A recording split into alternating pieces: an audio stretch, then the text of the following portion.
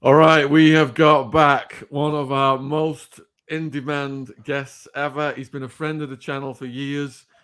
We're talking about Ryan Dawson, and we're co hosting with Ron Swanson, also a friend of the channel for years. Both these guys are on a mission to expose certain sectors of society, let's say, for YouTube purposes. You know what I mean?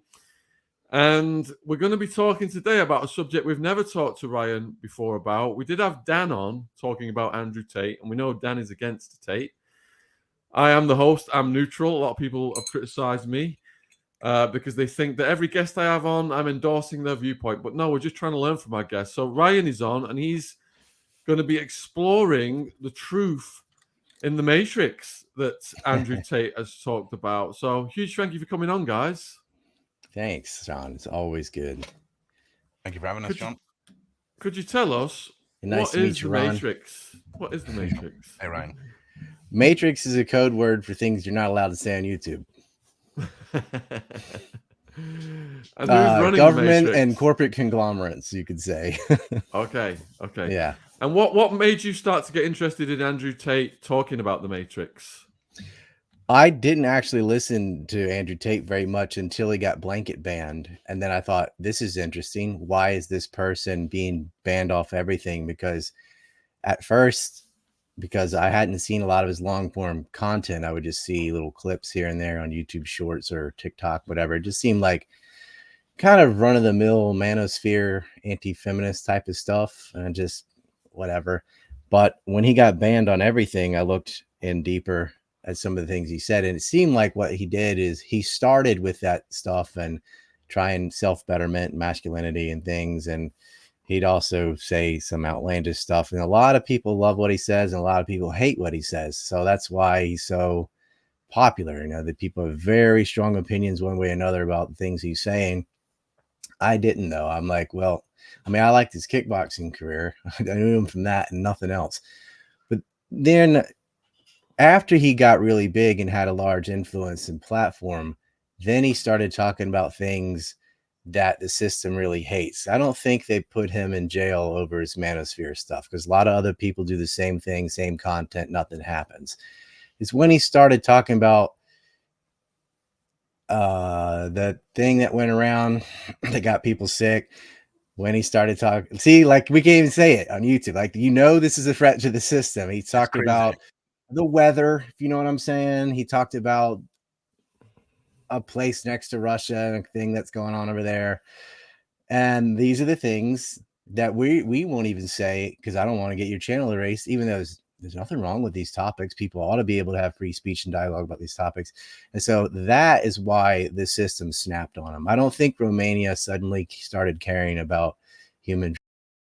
They didn't care. A much larger mob of people are doing that all day, every day. And in fact, some of the heads of their DIAOCT are just filled with corruption. I can go over that story later, but that wasn't it. And actually, with the Tates, it's not just Andrews, his brother Tristan, and a couple of their employees, Georgiana and Alexandra. They're all just ceremoniously arrested on the last day of December when a certain other event happened in the Caribbean about a lawsuit about a thing that we're not allowed to say either. And all the keywords that would have been associated to that got soaked up by the Tate saga, right? So these brothers get thrown in jail. They just got out April 1st and put on house arrest. The two women who were accused got out on February 22nd. They were placed under house arrest. And so their case, they haven't even been formally charged, because once they're charged, they'll have discovery to be able to go through their security video and be able to knock down a lot of the accusations that these women have made. It's two women. There's supposedly 6 victims, but 4 of those 6 say we're not victims. The other 2 know each other. There's one American and one British/Moldovan woman, and I won't say their names, but pretty shady history. They bragging about it on their WhatsApp or WeChat or whatever to each other, and the claims were. Mhm. So those are the accusations. You can't say they're not charges like a charge, like in a court charge. They're just court of public opinion charges or accusations. But then the victims really messed up because their phone conversations were leaked, and There's video footage of them. Fact that you have a phone at all, like you're definitely not being held against your will if you have a phone, because you just call the police, call your family, call whoever and say, hey, help, I'm stuck here or something. They had passports, they had money, and that's exactly what they did. They just bought plane tickets and left because nobody was holding them there. In fact, when they left, the Tates weren't even in the same country. They were down in the UAE, in Dubai, and the girls were in Bucharest. So they just left. It appears to be a concocted tale from their end, but we're not sure if the accusations that have gone around online is even what they're really being held for. It could be something completely else that will just come out. Their phones were tapped for a long time. So, there's a lot of disinformation. Like a lot of people thought, Pizza Box did you in. They found the address on a pizza box. They weren't hiding. That's their house. They've lived there a long time. It's not like they didn't know where they were. There's a whole bunch of fancy luxury cars in there, 18, I think, all of which have been impounded. So the pizza thing, that had nothing to do with it. It's not like, they didn't know where they were and they found them because of this sleuthing about them ordering a pizza. They were just home and they were arrested for 24 hours. And then it turned into the prosecutor asked for a 30-day extension and kept doing that over and over again. So for 3 months, they were in jail without charges. Now under their house arrest, still don't have charges. That's their situation. But I don't think it has anything to do with the manosphere stuff. I think these people were so big. Andrew in particular, Andrew Tate was the most Googled man ever that year or whatever. He was everywhere. It was like ubiquitous. He was in YouTube. He was on TikTok. He was on Twitter. You couldn't get through 6 videos without this guy's face popping up. And I thought, man, what is this? So I'll listen to some of it. A lot of it was manosphere stuff, but I did catch some things like an interview with Pierce Morgan, another one with a woman called The Pearly Things, where he was breaking it down on some very political issues. And I thought, you're going to get Julian Assanged. And they were. Now, as far as their other businesses, I don't like it. I think it's degenerate, but it's not illegal. So I don't see why. There's a long list of people just in Romania that I would jail before the Tates. Put it that way. Go for it, Ron. Well, just on what you were saying there about the two, there's supposedly 2 women. This has been reported out of Romania. It's on YouTube. I can't find anything in the British news about 2 women that were arrested in the Andrew Tate case have now had the charges dropped against them. Yeah. Which to me could signify the fact that they're going to drop the charges against the Tates as well.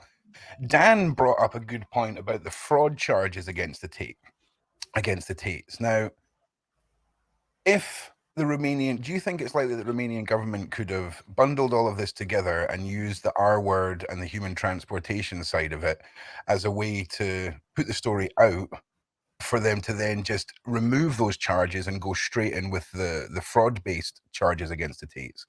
A lot less glamorous, a lot less interesting, and a lot less headlines off of a fraud charge compared to the human transportation.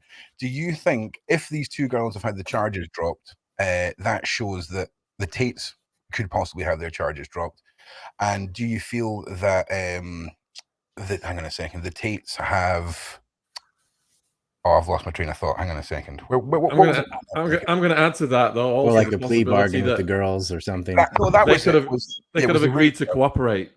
The R word charges being dropped for the fraud charges. There we go. I'll edit out that lost train of thought there. So the 2 girls having the charges dropped and oh my God. Well, the girls would be different charges. Theirs would be in sort of like recruiting the other girls. So there was this webcam business that they were doing. And a lot of the girls, they didn't live with the Tates. They stayed in a house near, they own like 8 properties. They stayed at a house nearby with just the girls staying together. And they would make these cam videos and stuff. But the R word accusation to me, my biggest, like you can't prove you didn't do that. It's like proving a negative, because how could you follow someone around all the time and say, well, I never did that. And they probably are, more than friendly with some of the employees or whatever. But if that had happened to you, would you then go to your assailant's house in lingerie and film a TikTok video? Probably not. The whole timeline of events, when you look at actual human transportation cases compared to this one is almost an insult to victim to transportation. Transportation stuff. Because when you look at the fact that, like you said previously, the girls had phones, they had free reign to leave the house, and there was one girl who was thrown out of the Tate's house. The papers have made a big bunch about this as well, about how her clothes were thrown out and all of this kind of stuff after she'd thrown up all over the place at one of the after parties. And that woman, as she left, said to Tate that, I'm going to put false accusations against you. Obviously, that's all hearsay, but it's mad how it's all just playing out now. And if it is all hearsay, I think the reaction by the Romanian government has been heavy-handed, to say the least. Well, it's also, you got a house full of women, and none of the rest of them have these same accusations. And I don't think they'd all conspire to be like, oh, they're all like, no, we love this business. These guys are great. They treat us well. They're all adults. This is, webcam, we can say, man, that's a slimy or whatever, but sure, hey, that is a perfectly legal business that people do. I mean, you could argue kickboxing is kind of crazy too. Like, why would you go in and punch someone for money? I mean, I used to do it. I like it. But I understand that it's even weird to other people. So I'm not going to judge the webcam stuff. But the girls, they would do dances on TikTok and stuff. And they would also do some sort of OnlyFans equivalent type of thing, and so that, but they kept them in a different house because, look, these aren't their wives, whatever. They do have children, both the Tates do. And so they have a lot of women and men in and out of the house. And I have personally met people who stayed with the Tates. I've been on long telegram phone calls with people who stayed there for 30 days, and seeing people in and out, and just none of that was going on. And these people, I know these people, they wouldn't lie like this. And I investigate actual R word and transport type people for a living, and they just don't fit the profile. They say some, Andrew especially, he has kind of like an online character because that's why I was just going to ask you. Yeah, his like real life is pretty quiet, pretty chill, but when he gets on a camera, he turns on the Jonestown. He'll say stuff like, I'm a trillionaire, and uppercutted somebody into space, and just he says some crazy stuff. But you got to know it's sarcasm. And the other thing is, these people are on film all the time. And sometimes when you're with your friends, you say something that they know and but hey, everyone else doesn't get the inside stuff. So it's very easy to cherry pick through some of the things they said. I was sent some videos because I tried to always falsify my own position. So I had to let's see what the anti-Tate people are saying. And I saw some disturbing stuff like, they're talking about getting a 15-year-old dog for a pet, if you know what I'm alluding to. But then earlier in the conversation, the guy said, take us back 20 years. Well, you minus 20 years from his age, and he would also have been the same age. And so, but if you remove that part of the conversation, it looks like he's talking about today doing something like that. Oh, yeah, okay. And it's not what they were talking about. And there's tons of, it's very hard to track down some of the long form stuff because since you got yanked off everything, but I'm pretty autistic with this stuff. So I went and I found it. And then almost after a while, I just quit doing it. Like every instance where they said, look at him bragging about this or saying this. Was it one where Tristan Tate was talking about, at 30, half your age, something or another. He was making fun of a guy from Nickelodeon who got in trouble for And so I was like, you have to know the context of each and every one of these things. And it's like, you can go through just about anybody that's had enough videos and stuff and make them say whatever you want. Right. And so I said, did you see the long form? Did you even attempt to find out? And, that's a pretty strong accusation. And so if you're going to have an accusation that strong, you need to have dead rights evidence, not some joke or something where, it's been selectively edited where they said, when you were in high school, what did you Well, if you remove that part of the question, then it's going to sound weird. Right. So that's kind of stuff I saw over and over again. And the people putting it around, half of them didn't know. They saw that, got outraged, shared it, and then someone else saw that. Oh man, look at that. And then they shared it and no one went back and looked at the source material. Right. I think we live in a society where the majority of people are unaware of what long format content is, let alone I know. their need to search for it for context. I think a lot of people believe these are just 1-minute interviews. And this was the main point.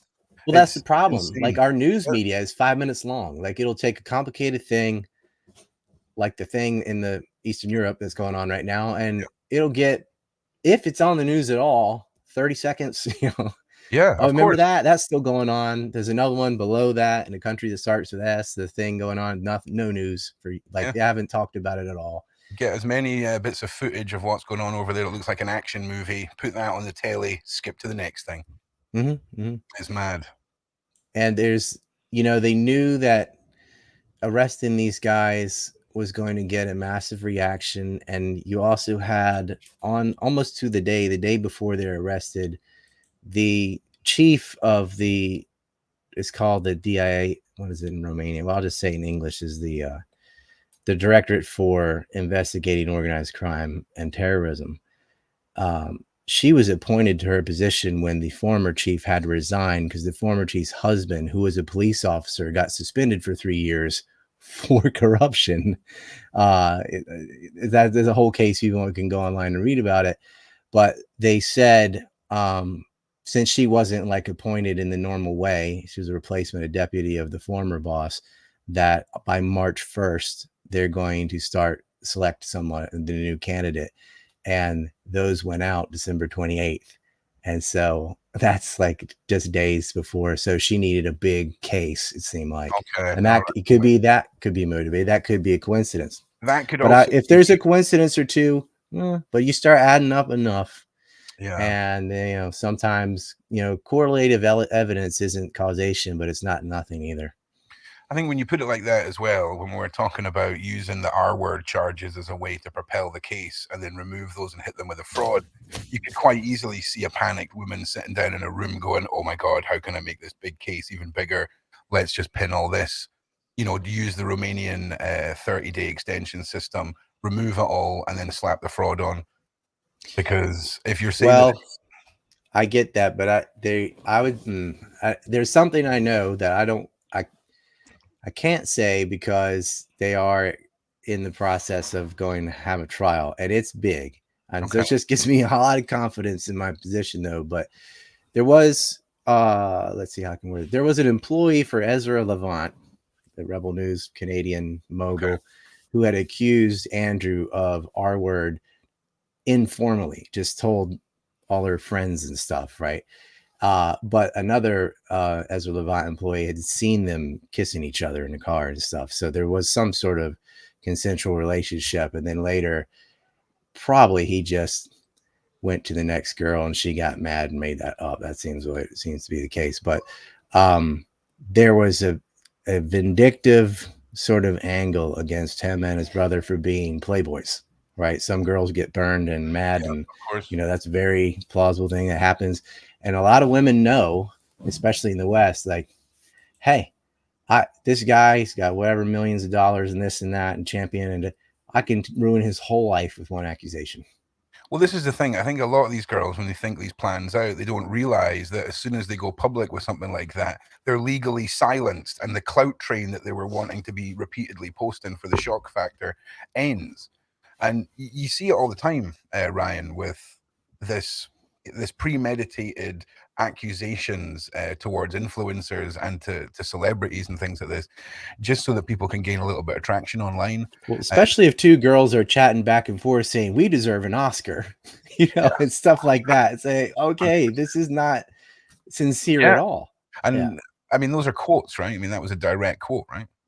That's a direct quote, that we deserve an Oscar. And they went on this big vacation in France and spent all this money. They were not like it's not like they were grooming them out of the trailer park and compromised somebody who had no other options, whatever. These were people with options who were making money, who could make more money because the Tates have this Rolodex of sugar daddies they can pilfer off of and simps or whatever. I don't like any of that. It's like men exploiting women, exploiting men.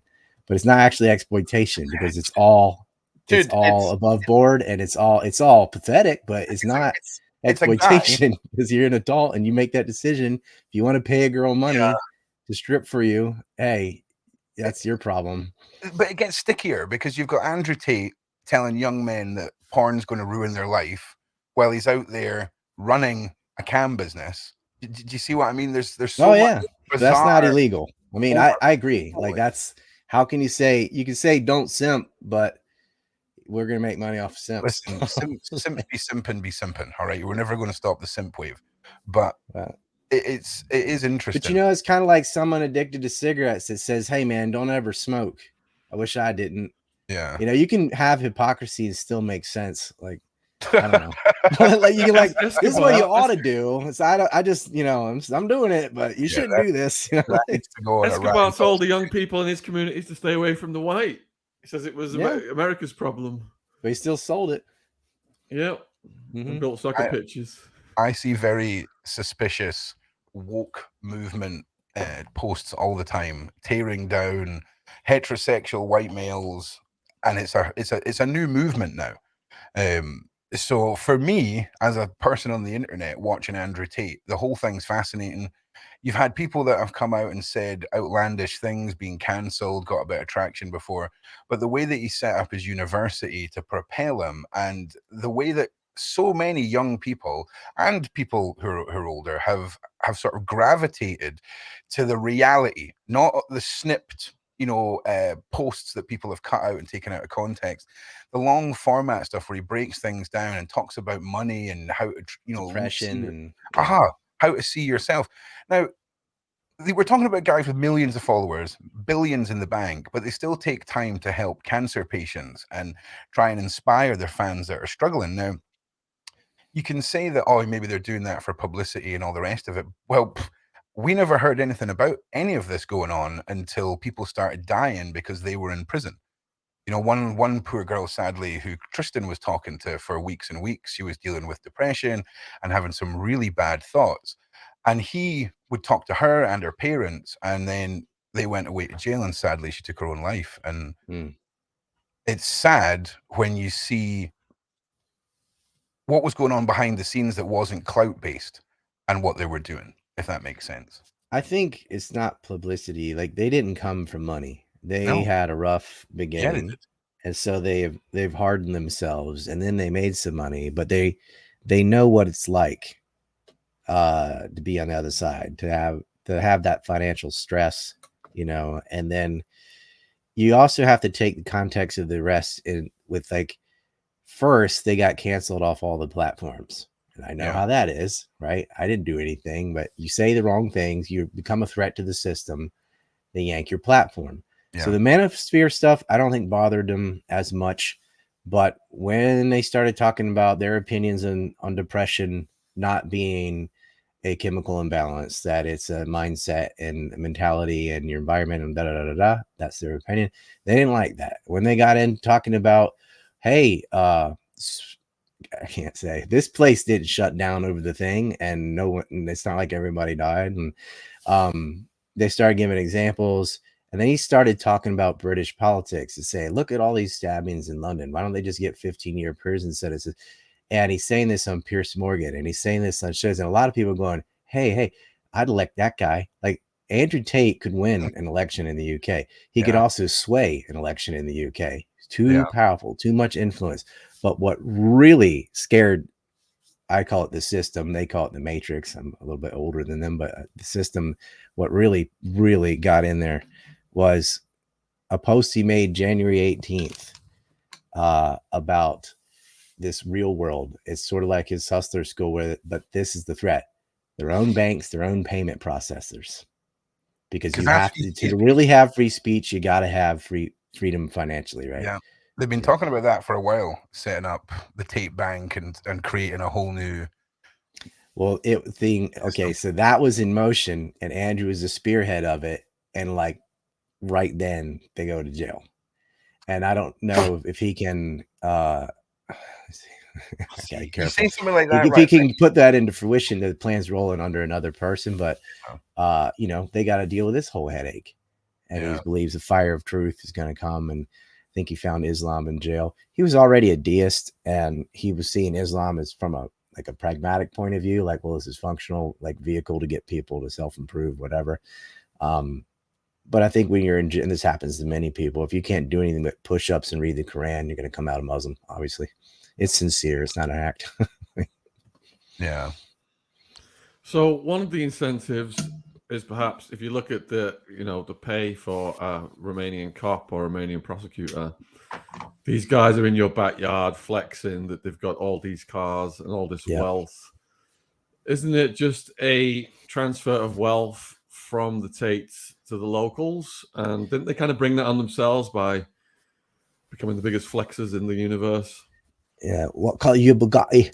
Whatever. Well, also this new chief of the DIOCT, her name is Ona Patu, and if you look at the stats from she comes in, let's see, the other one resigned September 2020, so only had a couple months, and then but if you look at the 2021 stats, the property confiscation, right? That sort of not eminent domain. What do you call it? The police in America do the same thing, right? Civil asset forfeiture. Yeah, asset forfeiture. I was having a brain bubble there. Civil asset forfeiture is up like 8-fold. I mean, it's insane. It just goes whoop, up the graph. So this woman just started like, oh, you got a nice car? Take it. You got this? Take it. And in many of these cases, it about 50% or so weren't even closed, but it just, we're going to go grab this. We're going to go grab that. And what's odd is the actual Romanian mob, which they're supposed to be going after, right? They're going against organized crime and terrorism, has operations in Italy and Mexico, the Caribbean. They're doing card copying machines and all this stuff. And what do we call it? Transitionings, or no, moving things, transportation stuff for real. Guy I always talk about, from France, that was buddies with a really famous guy from the Caribbean, let's say, was involved in that in Romania. That was his second biggest farm after Ukraine. That never got anything. And Romania is tied in with, I can say this, Hunter Biden. You know about that? It's in a film I made. There's all this corruption that's not even hidden, and there's nothing done about any of it. So I don't think like suddenly they could grow a conscience and like, oh, these guys who've already been banned off of everything online, these 2 girls said blah blah blah, so let's throw them in jail without any charges for 4 months. I mean, it's very clear that this is a political targeting of both of them. To rubber stamp the civil asset forfeiture, though, Ryan, won't they have to find them guilty of something to keep the money, to keep their assets? See, when I was looking at that, all those assets aren't even really theirs. There's a way where they can rent a Bugatti for a certain share and a certain thing and promote it and getting other people to buy them and da-da-da. So not all of those cars. They had a whole bunch of luxury cars. It wasn't just Bugattis. It was like they had Tristan especially has pretty good taste. I'll give them that. And it's all gone. But their idea is, well, flight risk, they have to be in-house arrest, and so we're not gonna leave a car in the yard, so they're not getting those back to the end, if at all. But I think they could come out stronger than ever off of this. And an interesting thing too is Andrew's an American citizen. He's born in the United States. He grew up mostly in the UK. They've been everywhere, but he is an American, and their lawyer got the American embassy got involved. March 23rd was the earliest news I heard of it, and then she reports that on March 26th, goes on Twitter and says the American embassy is going to work on behalf of these American citizens. There's no evidence, there's no charges brought, it's just a bunch of hearsay and rumor from these 2 girls. That's all it really is. And a week later, they're out and on house arrest. So I mean, even the US embassy has sided with the Tates, which means there is nothing there, because I can't really give a good reputation to the U.S. embassy. But there is a faction out of the UK that really wants them in jail. Ryan, does there have to be anything there? I mean, these judicial systems are so corrupt. How many innocent people are there on death row in America?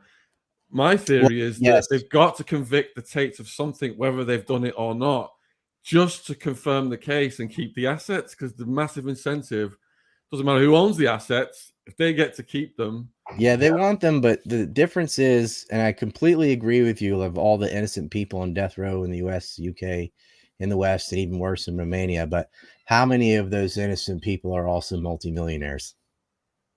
Not many. See, these guys have a way of fighting back. They're rich, so they're not a nobody. Like they have influence, they have money, they have good lawyers. They've been nothing but super polite all through the jail. They're not getting antagonized, provoked into reacting. It's like, oh, see, you can get in their face and get them to swing at you or something. Boom, now you're in jail for that, and that extends it. They didn't get baited. They knew the right attitude. They weren't broken mentally. They're very strong with that, and they got a lot of money. Tristan's in the tens of millions at least, and that's not.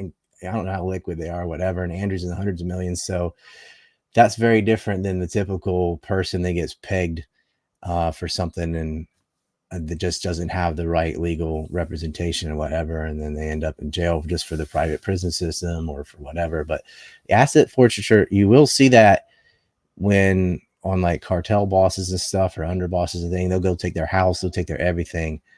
However, they usually have them dead to rights selling narcotics or something. They have nothing on these guys. And But so it was a power move. But the judicial system, once it's got you by the balls, it will lean on you in a way that Ron pointed out earlier, whereby they'll drop the most heinous of those charges. They'll say, look, do you want to go to trial and roll the dice and spend 20, 30 years in a Romanian prison? Or do you want to just let us keep your assets, plead guilty to a lesser charge, and we'll let you out tomorrow?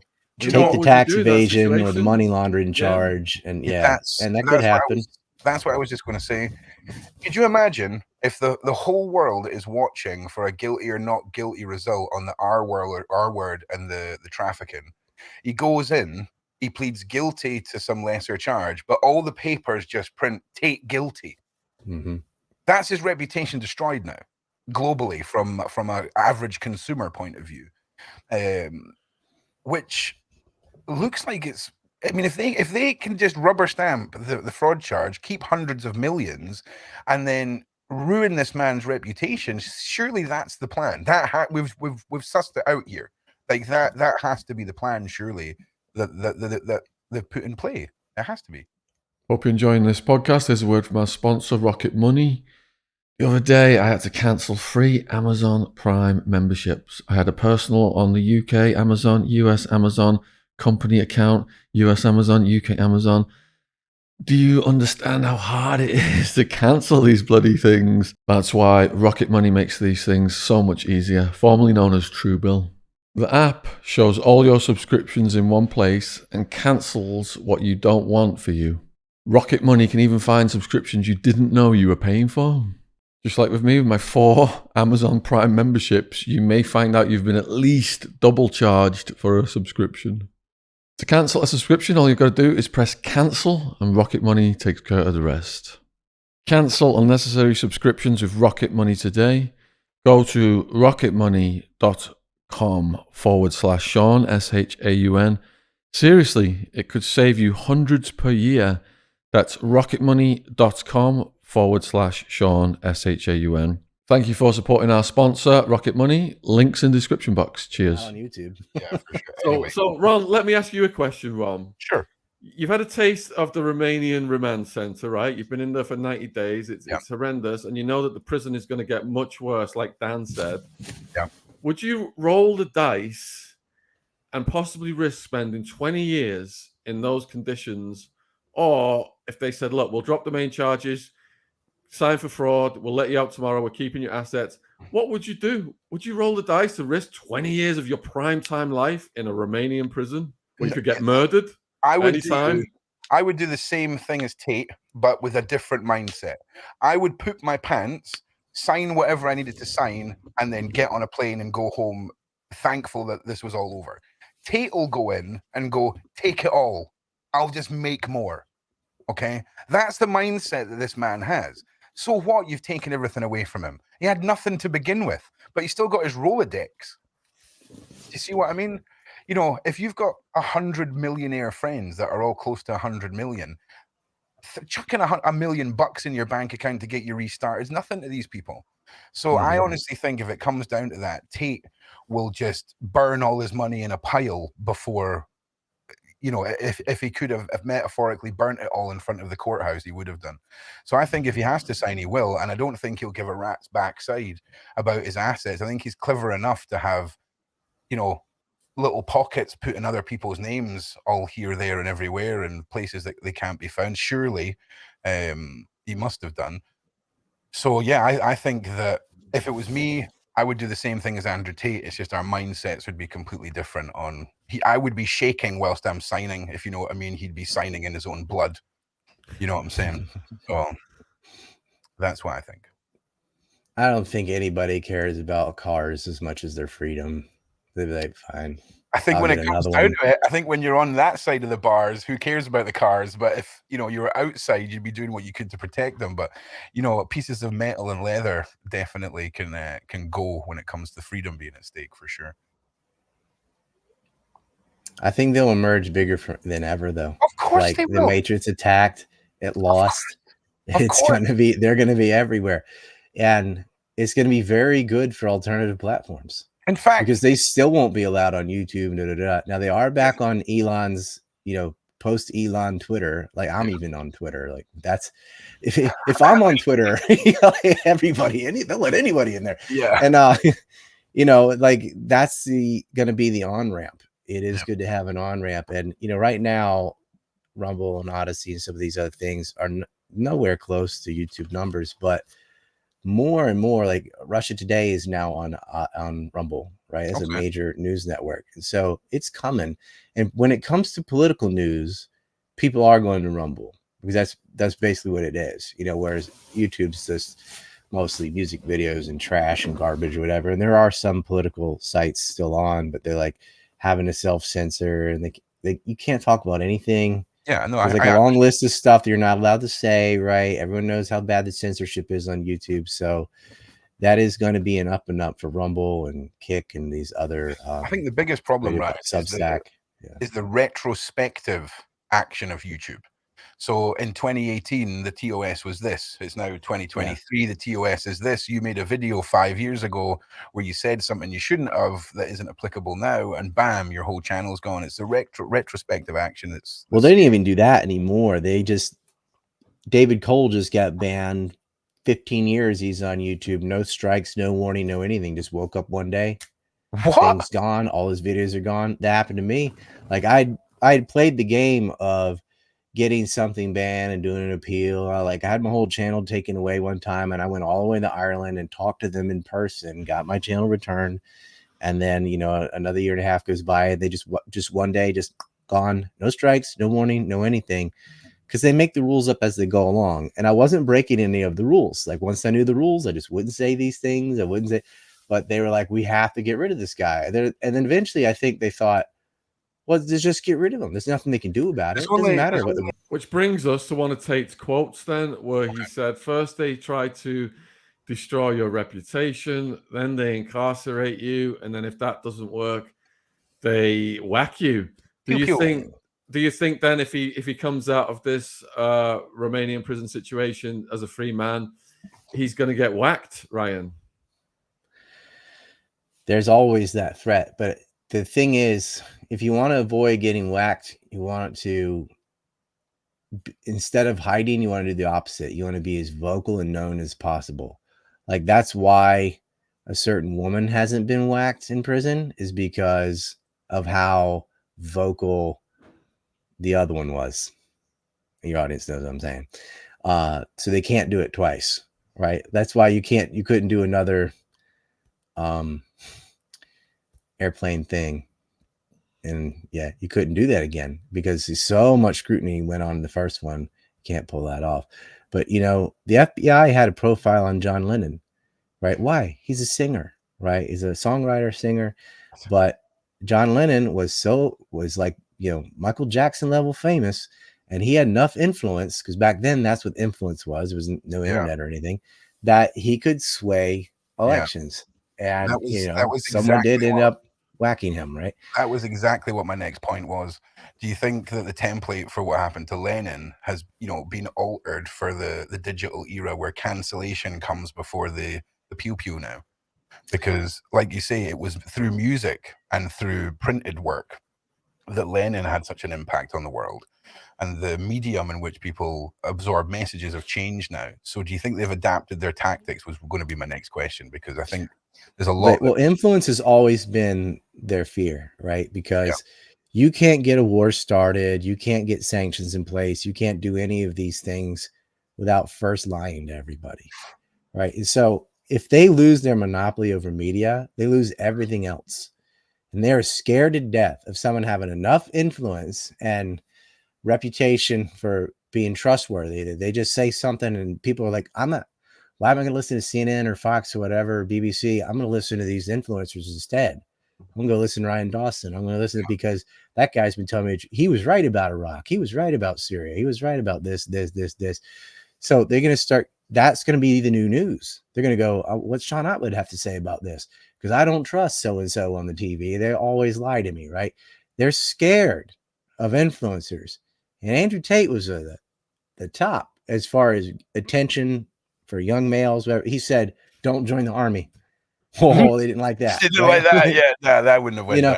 No. He said, there's nothing in the West worth dying for. I mean, look at how they treat you. I mean, you can't even go outside with an open beer. It's an open container. The people that visited me in Japan just couldn't believe how much more free it is here than it is in the West. Like, you can do that? Like, or yes, you can leave your bicycle unlocked in the middle of Osaka. No one will touch it. Like, of course you can do that. Of course you can walk around. You can buy Jack Daniels at 7-Eleven. Like, there's so many things you can do here. And I'm like, yeah, why not? You're adults. You should be allowed to do that. Yeah. And they're like, we can't do that at home. We can't do that at home either. People sleep on the train. Yeah, it's perfectly safe. What's the mental health comparison to America with Japan? Is there like a free healthcare there for people that have got issues? Because I think a lot of the problems stem from this healthcare system in America, especially. I think a lot of mental problems come from media too. It's not like you caught it out of the sky. Like it's from a constant bombardment of background stress through TV and the school system and all this race baiting and trying to, they pick a category against each other. Well, Japan's just Japanese. That's it. It's just an ethno state. They only have 2 genders. They're just, it's like none of that stuff's a problem. So all that background stress removed. So I think, they're grounded in Buddhism, and just the majority of the country is atheist actually, but there's a tradition of Zen and family, 2-parent homes. It's just more stable across the board. Education is different. The media is different. It's not one factor thing. They're superior at everything. And so they just have a functional society where you're allowed a lot more liberty, because it only takes like one a-hole to ruin everything, right? And that bottom 1% in the West makes you have, like, in America, in the cities in the North at least, you can't have anything that'll fit in your pocket. It has to be behind a glass case with a key. Like, this is ridiculous. Like, I need to buy some deodorant. I got to go ask somebody to unlock a thing Like in Japan, they'll leave $1,000 camera just sitting on a table. Like, couldn't you just take that and run? I'm like, yeah, but nobody will do that. Do you know what? There's a whole other video where we could batter out the reasons for this, because it's so interesting when you see 2 cultures and you try and figure out why there's such a social indifference with the crime and all the rest of it. It's the press mostly. Yeah, it's not this video, but it's a really interesting one, Ryan, because I think that a lot of the time American politicians wait for something to happen and then use that to sway their legislation, which a lot of politicians do. But of course, there's a lot of fabricated things that go on around the world that allow politicians. Maybe you're sad because you ought to be. Your life sucks. Go improve yourself. Hit the gym. Do this. Do that. Yeah. And there's also this sort of, they see this unreachable type music video style life that they'll never achieve. And, happiness is like reality, minus expectation.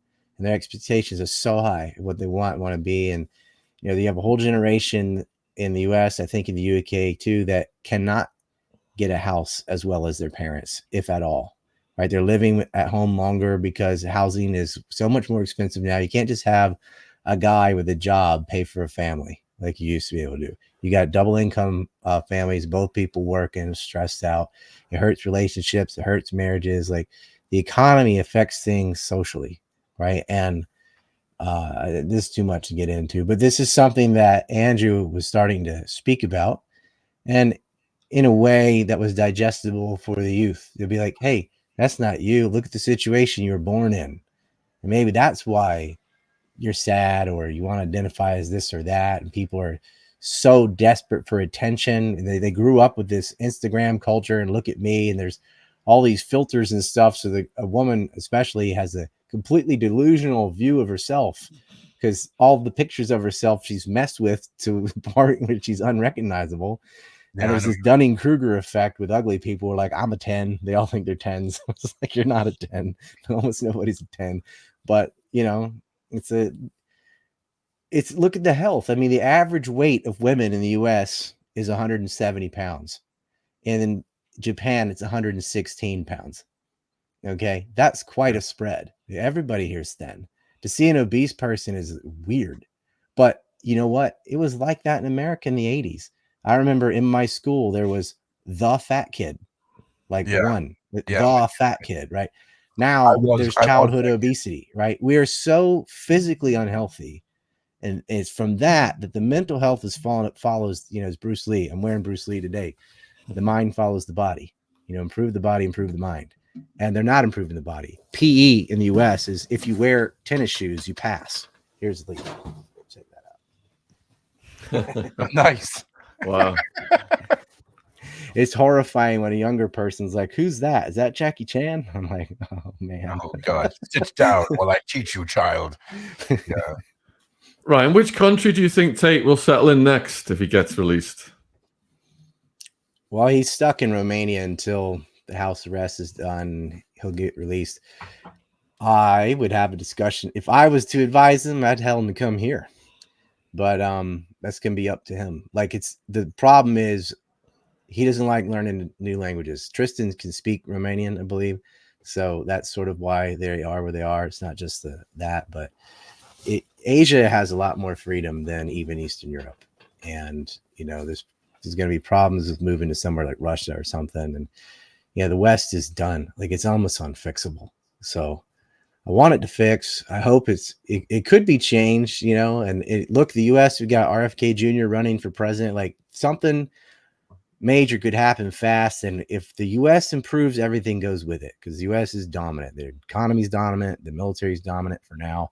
So, if you fix that, you fix the rest. But why wait? Like, you have one life. Like, live where you want to live. Be happy. If you want your children to not have to worry about getting shot when they go to school, or something, like, come to Japan, come to Korea, there's lots of places that don't have this level of degeneracy and violence, and lots of places. In fact, the majority of people in the world, Asians dominate. Like, if an alien came to Earth, they think we're Asian and these other little derivatives, right? Half the planet almost is Chinese. Okay. So they have functional societies. Now there are some in the Indochina and stuff that are emerging and all, and they definitely have problems, but they don't have the kind of problems that you see in Latin America, Africa, the United States. Like, it's just not like that.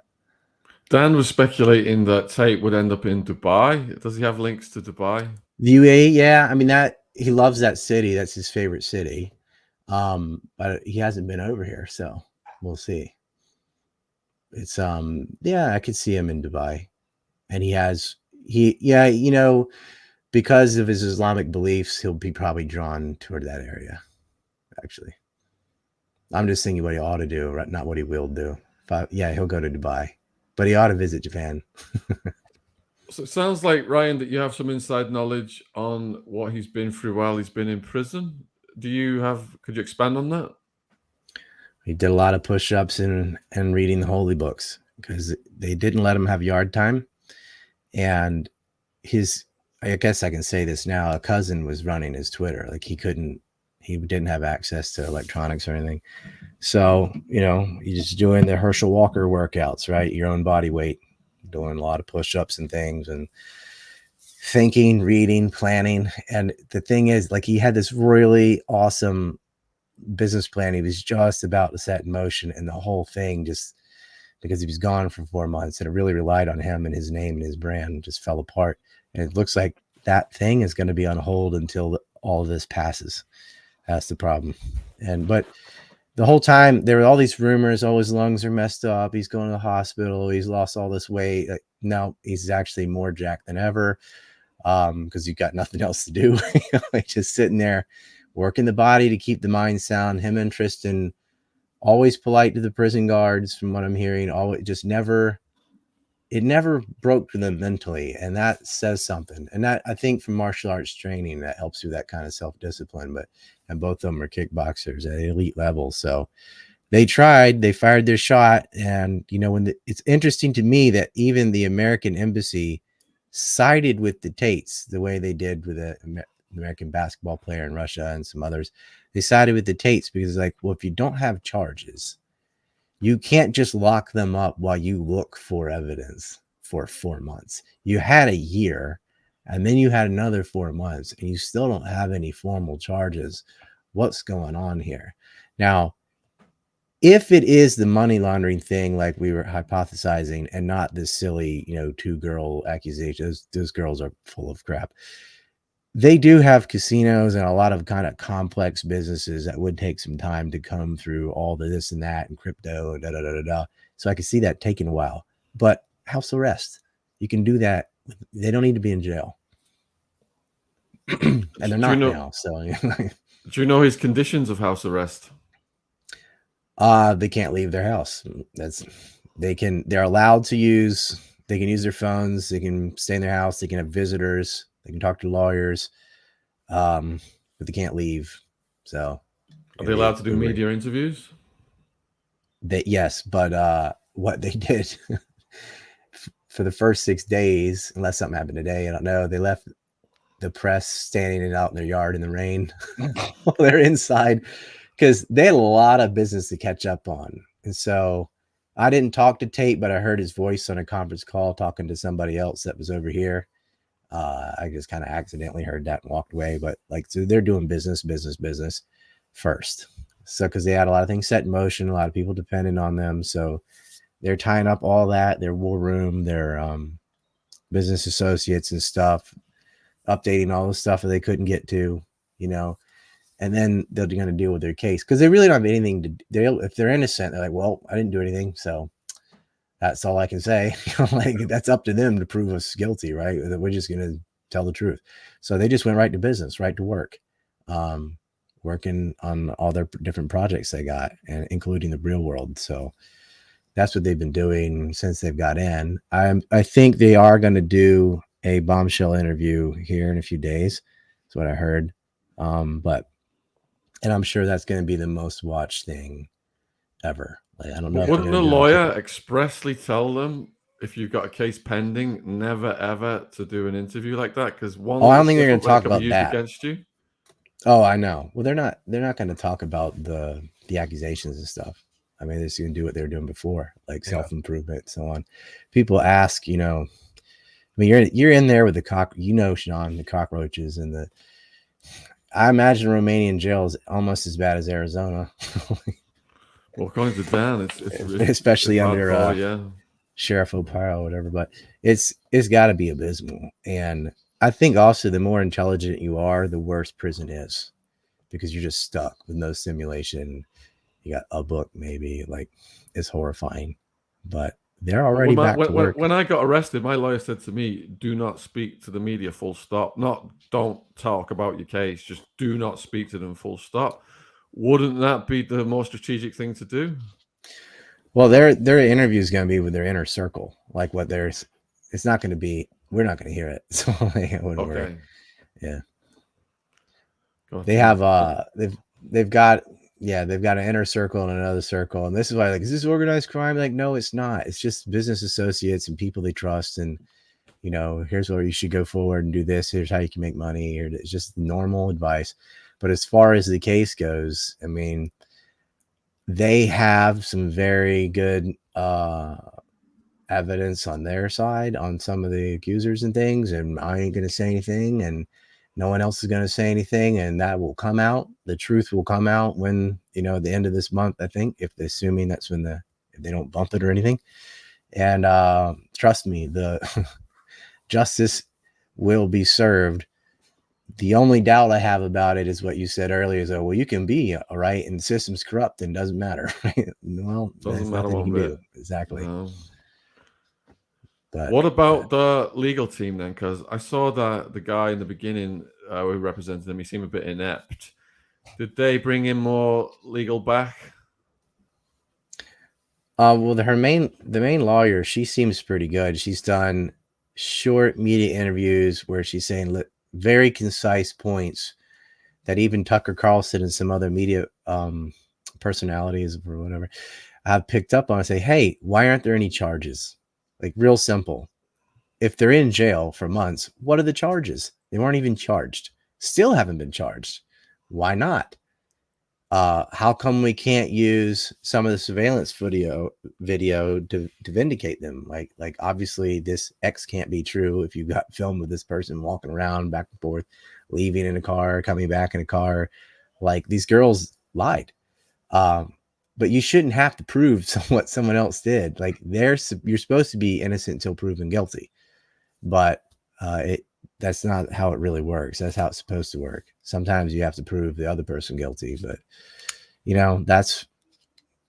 I believe that will all come out. And I think one of the reasons the American Embassy finally decided to say something on their behalf, which does seem to be why they ended up with in-house arrest instead of being incarcerated, is because the embassy, a week prior spoke on their behalf. And the reason is they've looked at it and they know there's nothing there.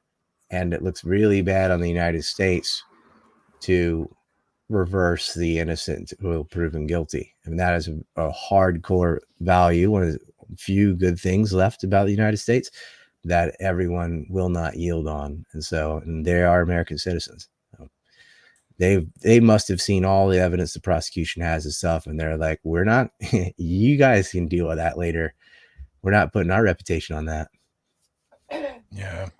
I saw one of the legal representatives getting interviewed, and she said there was no attorney-client confidentiality privilege in Romania, so they couldn't, if the lawyer comes in, the Romanians are going to be listening and recording it and watching it. There's no, how can you work around that to come up with a legal strategy? I mean, you just tell the truth. I mean, like, if you're innocent, you just tell the truth. You're like, I didn't do that. This is what happened. And they can listen all they want. Yeah, but if your lawyer's telling you, here's how we got to go about this, here's our strategy, the prosecutor's listening and they know everything you're going to come up with, then the prosecutor will be one step ahead of you all the way. I mean, now they're on house arrest. Obviously, they can talk to the lawyers in the house, which is great. But prior to now, the cards have been stacked against them. Well, how can you even build a defense when you don't know what you're charged with? It's just a bunch of weird accusations and stuff. There's no formal charges. I'm like, so what am I defending myself against? You're just looking for something to put me in jail for? It could be the K word, the R word, this, that. They didn't do any of that stuff. And I mean, the K word definitely didn't happen because these girls are sitting there and talking on their phone to their families, bought plane tickets, had passports. Like, if you wanted to keep somebody, you take the passport away, you take the money away, and you damn sure don't give them a cell phone. Like, they were always free to go. These women are full of shit. That's all it is. And 4 of the 6 were like, we're not victims. It's these two, one influenced the other, and they're like, let's do this and say this, and like, they're plotting it out. And they have those conversations. I mean, when this ever goes to court, they are toast. It's that whole part of it, I ain't worried about. But if there has been some tax evasion or some, which almost all wealthy people do, they could get them on that. But I don't think that'll hurt the reputation as much as all these accusations. But the thing is, all the people that hated the Tates for their political opinions or their manosphere opinion, anti-feminist stuff, just needed them to be guilty and believed it because they wanted to. They work on heuristics, and they're like, oh, and the other side did this too. The people who love what they say were like, they have to be innocent because I like these guys. Well, they don't have to be innocent. They could be complete assholes. But if you look at it objectively, They did not R word or K word, because R word victims don't do TikTok videos in lingerie in your house when you're not there. And K word people don't have phones and money and passports. And so that's baloney. So what are they really after? They really thought that they could destroy them by all these accusations, so that even when they get out of jail, their reputation will be so shot that they will not be able to have the influence they had. But that doesn't seem to work, because people are like, no, you're just doing that to try and ruin their reputation because of all the things they say. Everybody saw through it. Yeah. And so, yeah, swing and a miss for the system. Yeah. So the martyrdom factor then, like with Trump right now, how that will be turned around. I think it's swing and a miss on that too.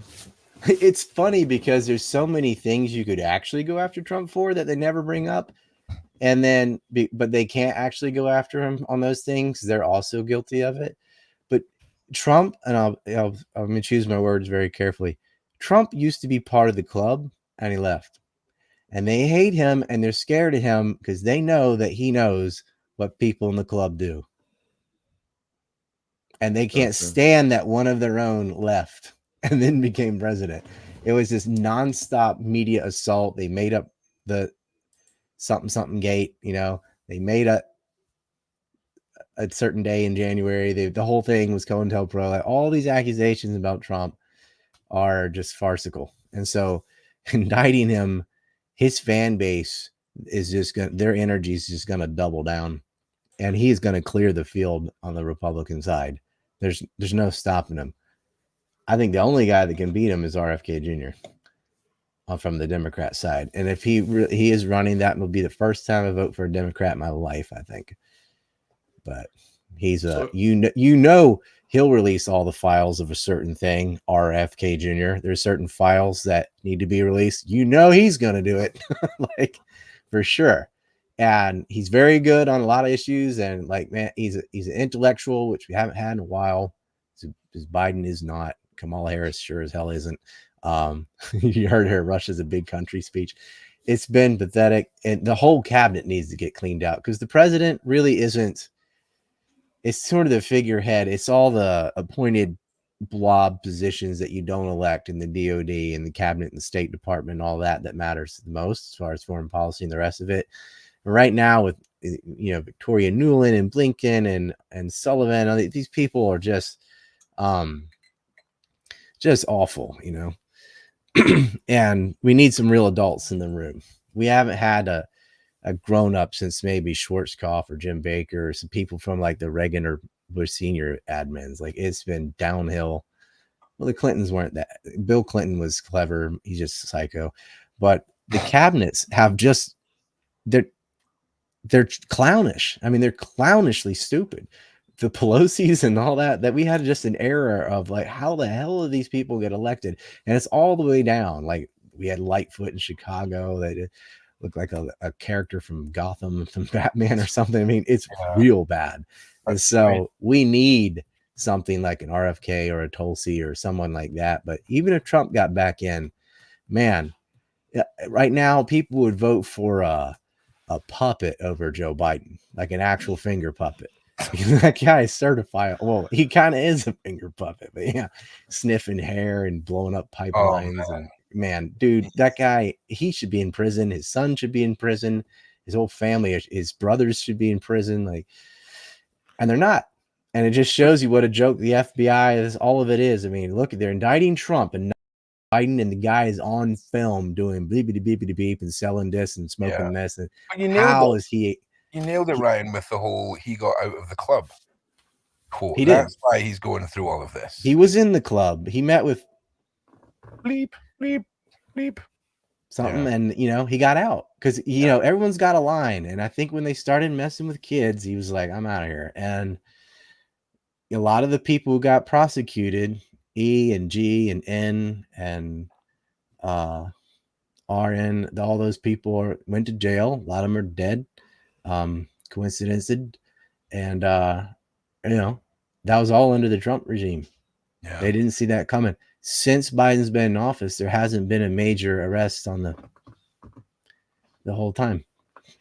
Which brings us back to the Matrix, then, the purveyors of the Matrix. So if Tate gets out more popular than ever, doesn't that just put him back at Matrix enemy number 1, and something else is gonna happen? I'm sure they'll have a secondary plan to try and ruin his reputation, or do the John Lennon treatment. But yeah, I honestly think the only thing left is the John Lennon treatment, because if they fail once, the internet is different from society, and the internet's not, if you try and pin something on him and it falls apart once, that's him. You're not going to pin anything on him now. Yeah, as far as the internet goes, especially if it's in the same structure of that, it's going to be incredible to watch him be amplified by this and see what the backlash is from the people that are pulling the strings. I just think if they do that to him and his brother, or one or the other, there is going to be riots. Like this isn't.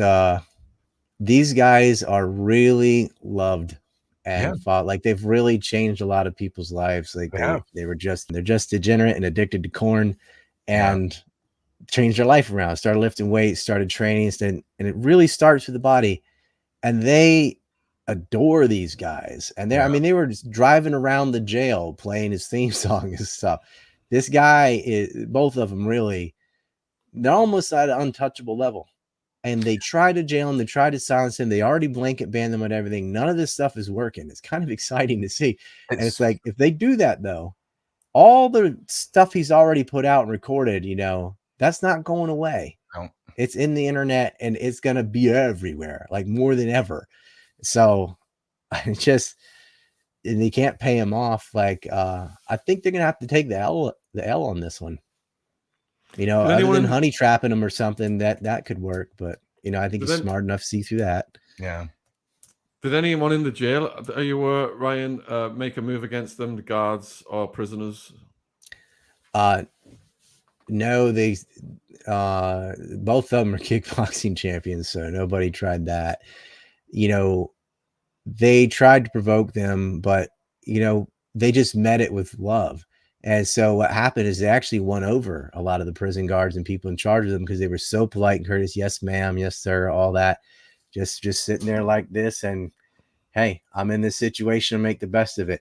And to quote Tate about Bruce Lee, there's a great scene in a Bruce Lee movie where he shakes out all these people, and then boom, doors shut on both sides. He's locked in this room. You know what he does? He just sits down, and I'm not going to waste my energy kicking this door and stuff. I'm just going to sit here until they open the door. And they're like, hey, I'm in this situation. I'll make the best of it. Being polite as courteous to everyone as I can, because being hostile is not going to help you at all. And I'm going to work out. I'm going to think. I'm going to read. You do what you can do. And that's the mentality. Like, that's the mentality you're trying to teach. Sometimes you're in a situation where you can't make money, can't do this, but you know what? Can you do a handstand? Can you do some push-ups? Can you do something to improve all the time? Then do that, and think about and plot and plan, and think about this. The Tate brothers have had 4 months of nothing else to do except think and work out. I'm positive they have a plan. Yeah, 100%. I agree. You said they were provoked. Can you elaborate on the manner in which they were provoked? So when they first got arrested, they told them, oh, don't worry, it's only a 24-hour thing. Put them in there. At first, people, how cops can be. They're trained to do this, to try to get under your skin, to try to get a reaction. And they were just like, not having it. Like, they knew it. They knew exactly what they're doing. And eventually they just gave up on that. So, yeah. And they come out, brief, I'm innocent. That's it. I'm innocent. They have nothing. We're going to be cleared. So it almost seems like a movie, how textbook they did all the right chess moves. Don't let them get under your skin. Don't react to this. Don't do that. All the stuff that usually snags someone else. They're like, nope, I see that move. I'm going this other way.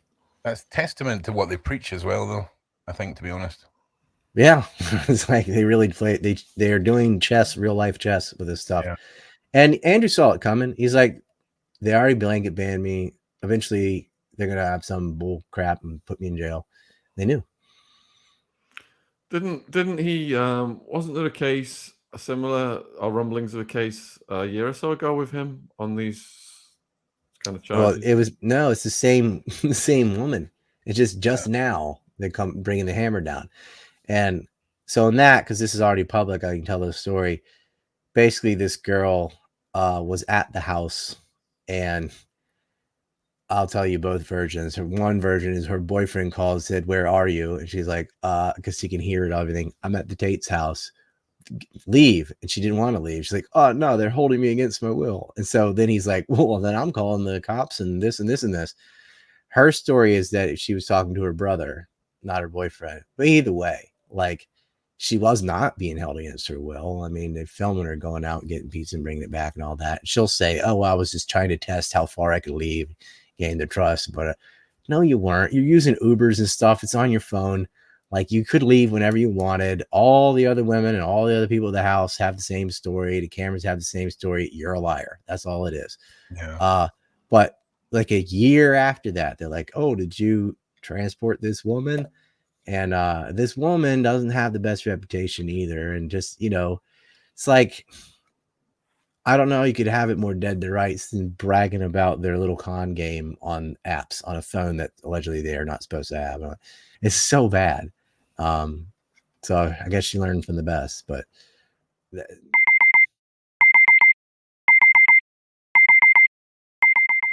When we wake up in the morning, we get out of bed and we start our day with Koro Snacks.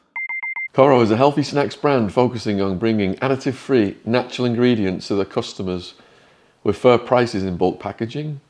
They have everything from nut butters to free from baking ingredients to cooking essentials and, of course, the snacks. Oh, these Syrian pumpkin seeds from Koro are amazing. I have them on my cheese on toast every morning. You've been getting into them, Jen? Yes, and all the health benefits it brings. Look at that. It's quite a lot. I don't know. Lashings of them. Right. Pop this in the oven then. So what makes Koro special in comparison to others? Koro cares about sustainability. Their bulk packs save on packaging material compared to small single packs. For a 5% discount on Koro's products, use the code TRUECRIME with no space in between true and crime.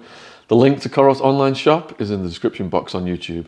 Thanks for supporting our sponsor. That's the thing. Yeah, it was April. It was like April, almost a year ago today, where that incident happened, and it was like a 24-hour thing. They arrested him, and he was like, "No, it's just some girl got mad, didn't want to leave, or I didn't invite her here, or whatever." Tristan had invited her from Florida, from Miami to come over there and work, and she did, and she was then living in the house where she met the other girl, who was originally from Moldova but lived in the UK and was already doing this kind of business and just wanted to up her game. And that girl approached them. They didn't go to her and recruit her. She recruited herself by saying, "Hey, I want to be da da da." So that's really bad for her case when you approached him to join this thing. He didn't even go and find you or whatever. So that's pretty bad. But the one from Florida was the American, and that's the one that has caused this whole S storm.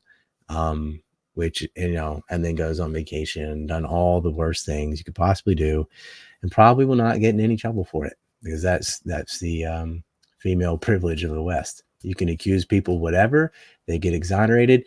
I think if a woman falsely accuses a man of KRF or whatever, she should go to jail. Yeah, But that's 100%. not the way it is. Mm-hmm.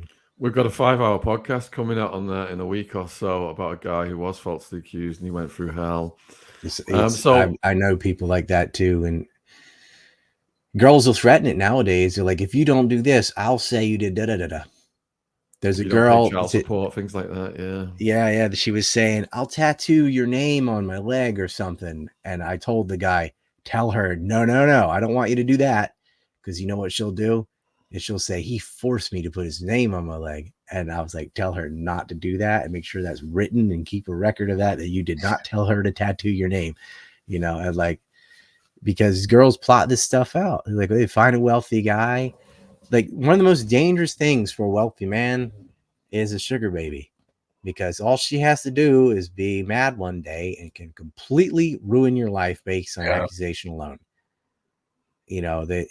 It's that, or someone can just yell sexism, racism, homophobia, whatever, and it's it could be 100% false, and your reputation is done anyway, Yeah. right?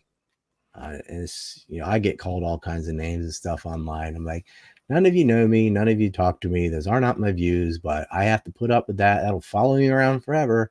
Because when someone makes some accusation, you know, like nowadays, it's very popular, just call everybody a Nazi or whatever, you know, and it's so ridiculous, but they keep doing it because it works. Yeah. So Ryan, you touched on the recruitment process though. You said one of the girls approached them.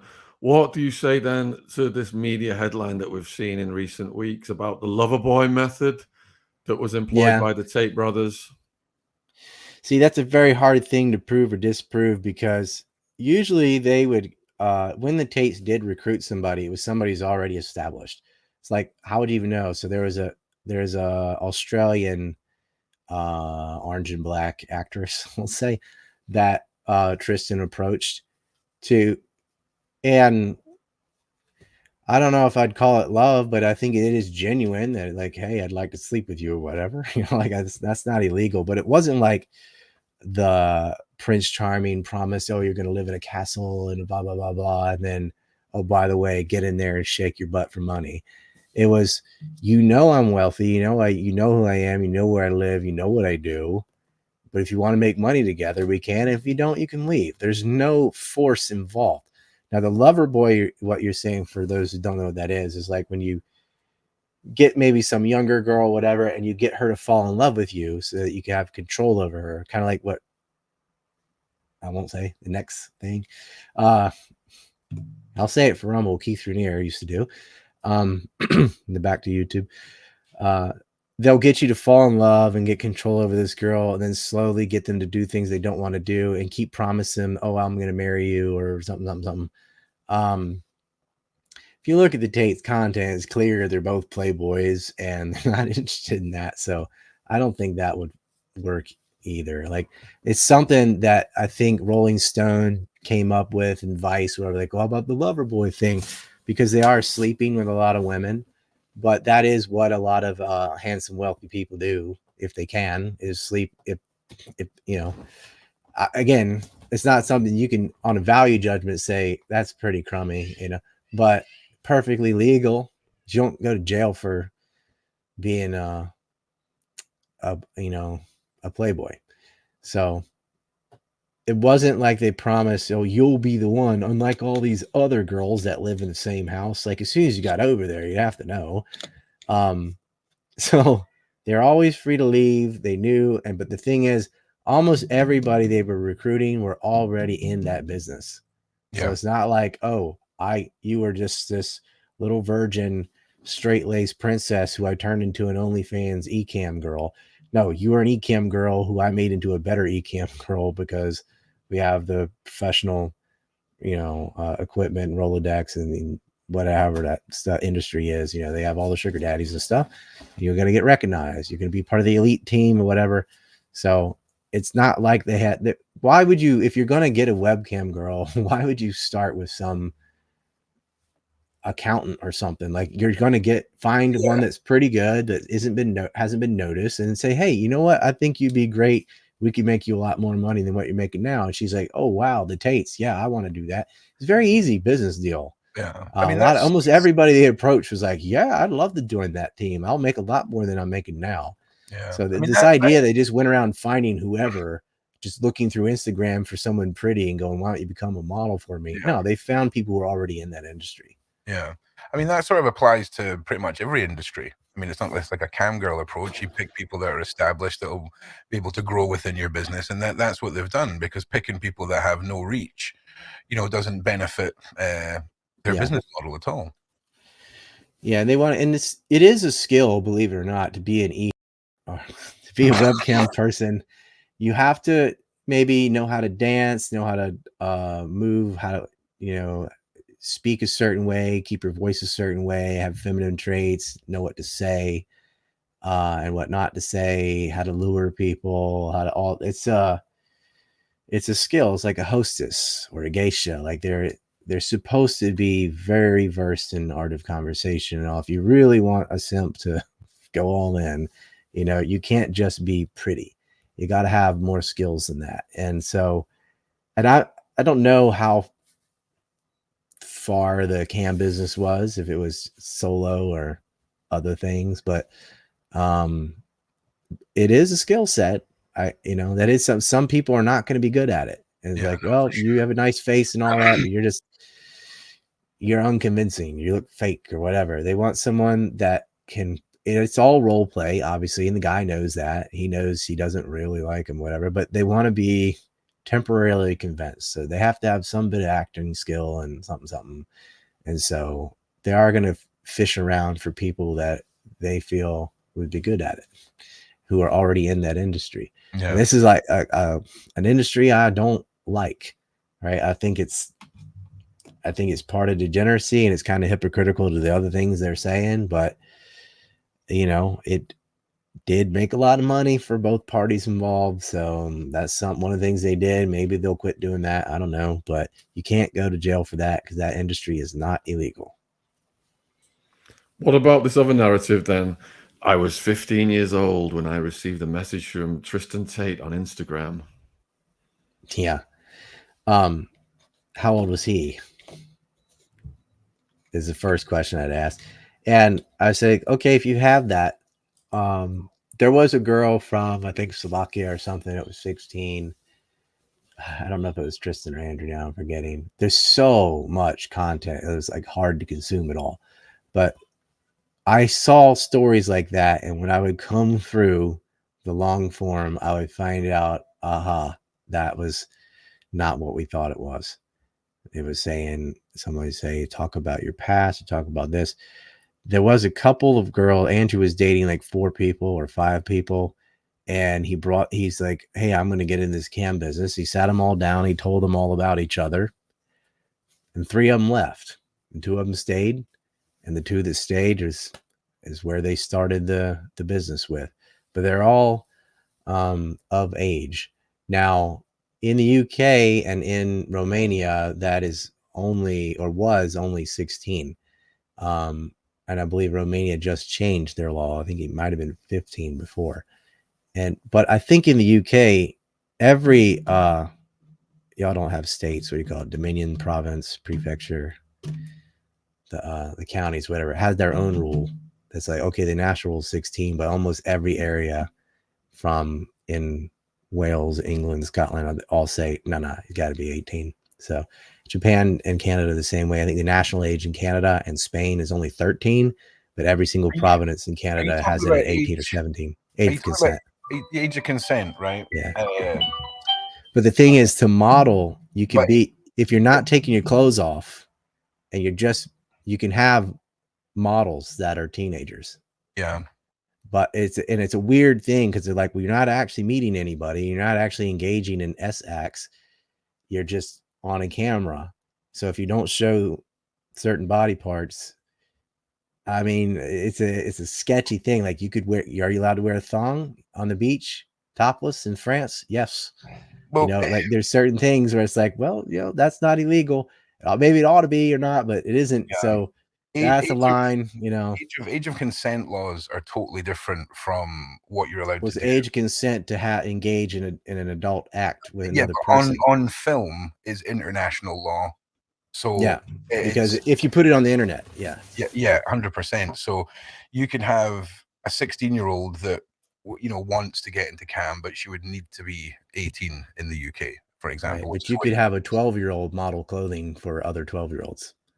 Yeah, well, right. let's not start. There's some gray stuff, and and this is what these fashion businesses do: is they'll say, "Well, look, we need child models to model child clothing," and the line usually like, well, if it's swimwear, we'll put it this distance or that, whatever, or we'll have someone who's actually older but looks like a kid or something like that. Yeah. But some places, I think some laws probably change, whatever. But that wasn't a core business or anything. There were some stories about, oh, I met this girl and hey, she's only 16 or something like that. Tristan would love saying stuff like that. And they also said like they're trillionaires and all kinds of dumb stuff. But as far as what they actually did is all that matters. Yeah. People say all kinds of stupid things. But looking at that, like, look, if they were guilty of that, screw them. you know, then 100%, yeah. deserved rot in jail. But if they were guilty of that, they would have been charged with that, and that would be it, and they'd be in jail forever. It hasn't come out because they don't have anything, because they didn't do any of those things. And every video I checked out where I was like, ooh, I see this Twitter post where they said some outlandish thing. And then I see the reference where, like in one case, they're like, hey, happy birthday, you're 30. It's the first day you can F someone half your age, was actually making fun of an executive from Nickelodeon who got busted with like a foot fetish and all this stuff. Yeah. So it was like sarcasm saying, you stupid pervert, you know, but he was saying it in a way in Twitter, like, haha, like back then you could, or whatever. They weren't promoting that kind of activity. They were using that as a diss on someone else who had been accused of that kind of activity. And so there's a lot of context to a lot of these clips that people put around. And it's almost like the same 5 or 6 things that they've clipped out and put out, and Of you look course. at it. Yeah. So there's nothing there. I agree. Earlier on, Ryan, you said the Tates come from humble origins. What were the humble origins, and how did they parlay it into this big business enterprise? Well, when they're in the U.S., they're pretty poor. Their father was a chess grandmaster, or close to it. He was a chess player, and wasn't there much. It was kind of unfortunately typical in a lot of American households nowadays. Is they're fatherless and the government takes care of the kids. The mom, I believe, was from Britain, so took the kids back to Britain. And their dad would periodically come back, see the boys, you know, but then he'd be off on the road again. He didn't want to stay with the mother, whatever. And she didn't make a lot. And they had been poor, like real poor. They had known that. They'd known that kind of hardship. And we're not always top G, right? Not popular with the ladies, kind of an overbite and a small tin and look goofy and whatever, and biracial in England at the time, maybe a little bit of problems, whatever. But they got into kickboxing, and that changed their life. They got into training, got into fighting, got very successful at that. But that still didn't make that much money. Like kickboxing nowadays, MMA, UFC, all that makes some money, but even like in the early 2000s, 90s, unless you were the very top, it's not a big thing. It's not like boxing. Kickboxing in Europe is except for Holland, maybe, isn't a big deal, right? So you don't make the kind of money you'd make if you were the US champ or something, right? But anyway, they had some, and they tried other businesses, and they'd seen things, and they're like, you know what? I want a watch like that. I want a suit like that. I want a car like that. And they say, you know what? Hard work doesn't always pay off. Smart hard work pays off. I mean, there's a lot of jobs that are really hard. Being an archaeologist is hard. It takes a lot of study, and it doesn't pay very much, though. So you got to work smart. And so they started a lot of different businesses, a lot of online businesses, got into crypto, got into the self-improvement game, got into social media, and they've been, you know, too many businesses is the name, but the main thing now would probably be the Hustler School, the Real World, and on kind of a side business was the webcam stuff. But it's the more juicy, like clickbaity thing. Ooh, let's see the ladies, whatever. But no, I mean, they own casinos. I mean, the Tate brand. I wouldn't doubt it if Bugatti had slid him some money, as much as that. Most people never heard of that car until Andrew started talking about it. It was like Ferrari, Lamborghini. Bugatti is now, you know, up there past Aston Martin all of a sudden, because Tate says Bugatti all the time. What color is your Bugatti? Now everybody wants Bugatti. So I wouldn't doubt it, you know. So they've got such a network of other guys too, who they've helped make money, who help them make money. And a lot of different businesses, most of it all online. But, you know, everybody wanted to attach themselves to Andrew and Tristan because they somehow figured out the algorithms on YouTube and TikTok, because they were everywhere. And then Andrew, he goes on with Patrick Ben-David, he goes on with Pierce Morgan, he goes on with, you know, these big name, big channel, and able to clear his name and say, no, the pushback, everyone so wants that strong guy on the hill to lead the charge and say the obvious. And Tate filled that role, right? And he's like, so talking back to these people and saying no. And he's also talking to the boys saying, You want this? You got to be something. You can't have nothing to offer. You need to get in the, and it starts with, Tony Robbins did this earlier too, you know, first thing, get in the gym.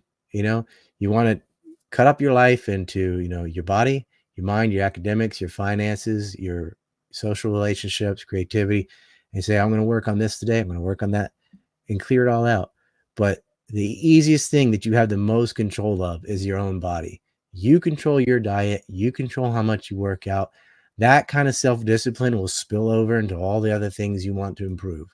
So you get, whether it's martial arts training, weightlifting, running, swimming, go do it. Go, everybody, 10 push-ups right now. He said, get in and improve yourself, and you'll feel better. You won't want to procrastinate. You'll be more motivated. That physical activity does carry over into everything. Before I'm going to sit down and like, I got to read this book on Russian economics, I don't want to do it. But if I go and have a nice workout, I'm ready. I'm like, okay, I'm going to tackle this book now. It really has a relationship like that. Bruce Lee talked about it. Krishnamurti talked about it. A lot of self-actualization philosophers talked about it and stuff.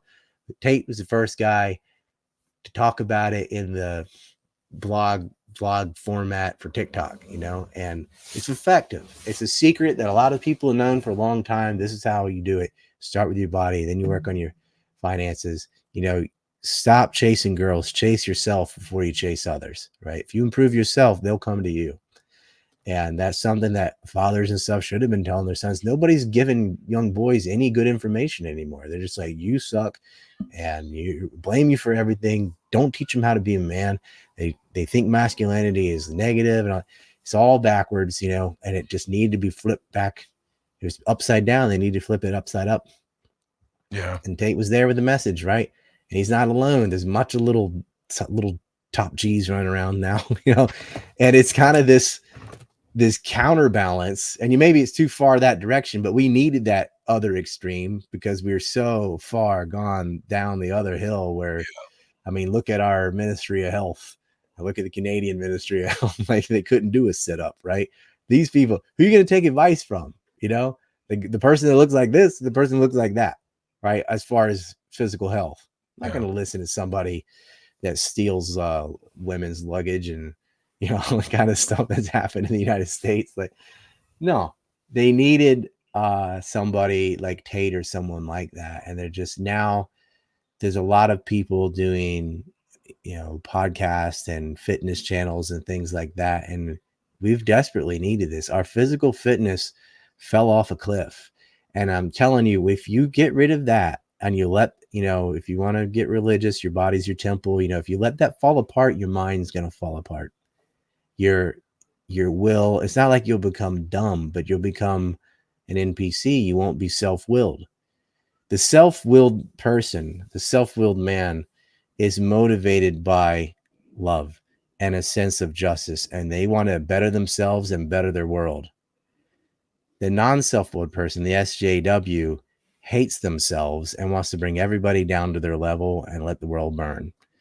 And it's just the only difference between them is their mindset. Are you someone that's rooted in envy and jealousy and resentment? Or are you someone that cares about justice and love and peace, right? If you don't care if other people are successful, you're like, great for them. That's awesome. I'm glad. I'm happy for you. But the person that hates himself, they see the same person and all they feel is jealousy and rage. Oh, why do they have that and I don't? You need to turn that inward and say, hey, you want something, be something.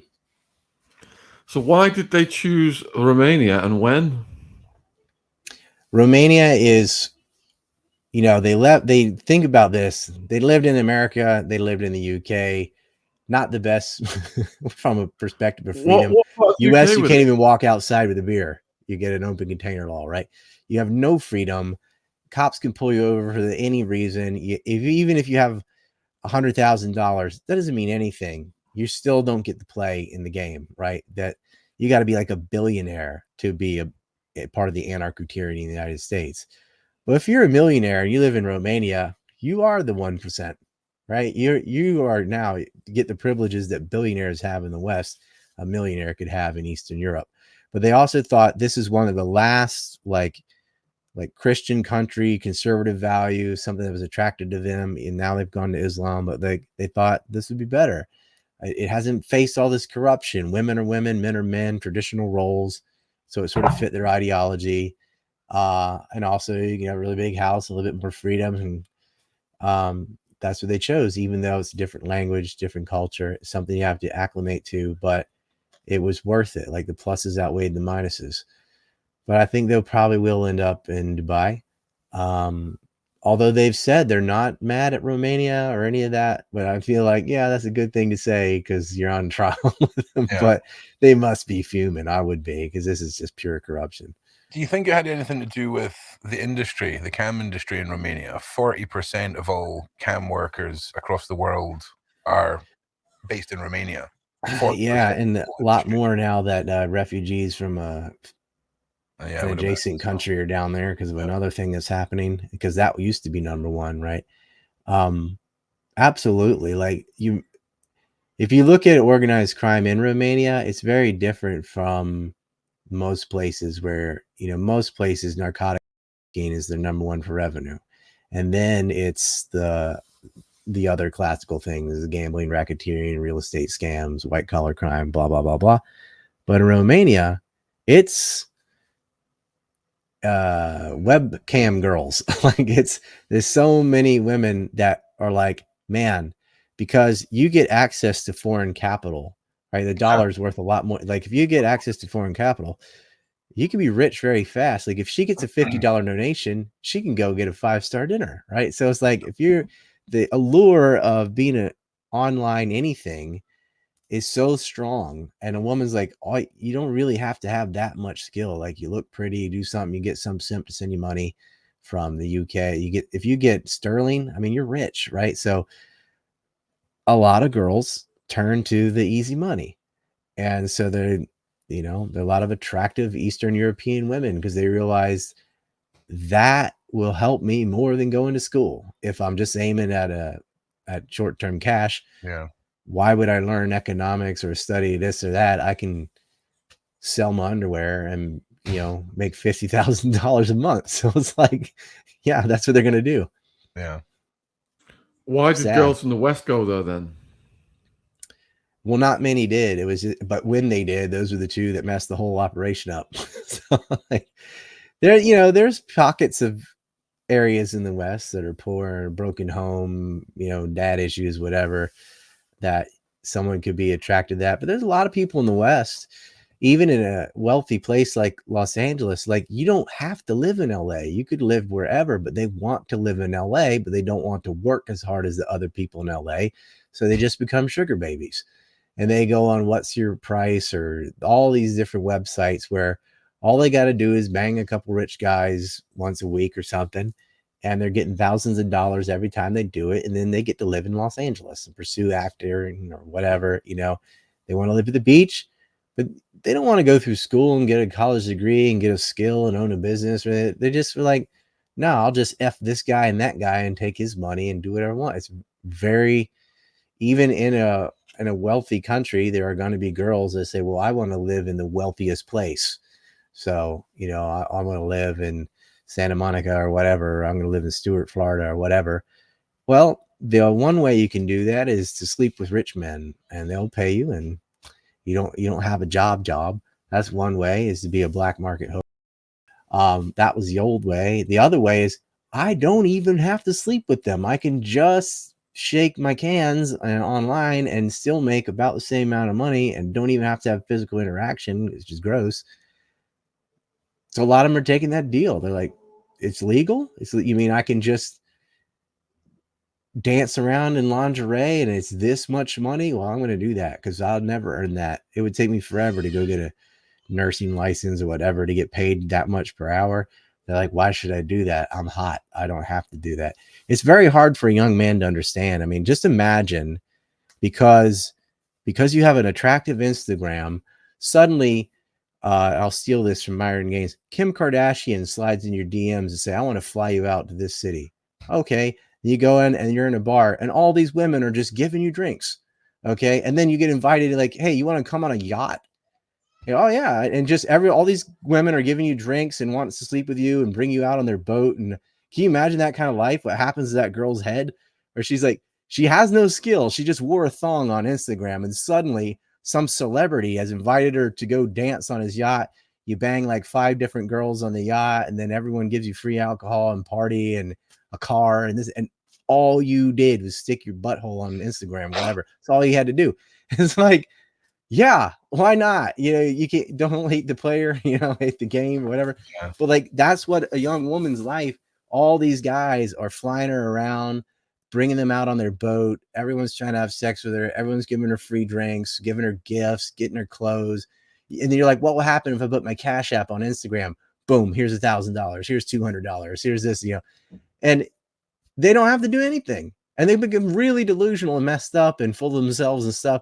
But imagine a young man thinking, oh yeah, I'm just going to go like this on Instagram. And suddenly all these celebrity women are going to be inviting me out to their yacht and giving me clothes and sending me money. No, that is not going to happen. Men have to earn their value. Women are born with value. And like, if you're good looking, that's really the only skill you need until your looks fade in the West. I mean, the West is complete clown world, complete degeneracy. We have a bunch of man babies that not having a traditional family. They're not raising kids. They're not being fathers. They have placed their status in vicarious masculinity is what I call it, where they all have an external locus of control, and they are seeking the envy of others. That's how they feel good about themselves. So they have to have that car, have that girl, have that trophy, because it makes other guys jealous of them, which makes them feel like a winner. And a lot of girls too, they're chasing status. They're like, look at me. Woohoo. I have champagne on a yacht. Oh, here I am. This, here I am that. Now, that might impress other women, but a guy's look at that and being like, oh, you know, that's all they think. So are you saying that the cam business started in Romania, or did it start before they moved there? Oh, the Tate's cam business? Yeah. They didn't have one of note until they had moved. They started a cam business. I think it was in London. I could be wrong about that, but like when it wasn't much. It was 2 girls. And so when it got to Romania, because they'd already made money on their other things, they were able to gather more cam girls, because it's like, well, look at my house, look at my car, look at my success. I know what I'm doing. It gives you credibility. And then girls are going to go, yeah, I want to work with that guy. Look, he's making money doing this and this and this. So I think that it got the ball rolling after they had moved. But I think it did start before they were there. It just wasn't a big deal yet. So Tate, in one interview, he said he flew all of his ex-girlfriends to some house and sat down with them and said, look, here's what I'm proposing. I can make you rich. If you're going to do this, come with me. Or if you don't want it, just F off. You know, I'll never bother you again. Yeah, is that 3 of them left, folklore? Is that true? Is that true? It seems like that is true. 3 of them left, 2 of them stayed. And the 2 that stayed, one of them still stayed and did make a lot of money. Yeah. And it's like, look, a lot of girls have no idea the power they have over men. And another guy does, though. And so it's like the guys like, just tell them this, tell them like, what they were doing is, and I totally disagree with this, but this is also not illegal because the whole thing's fantasy.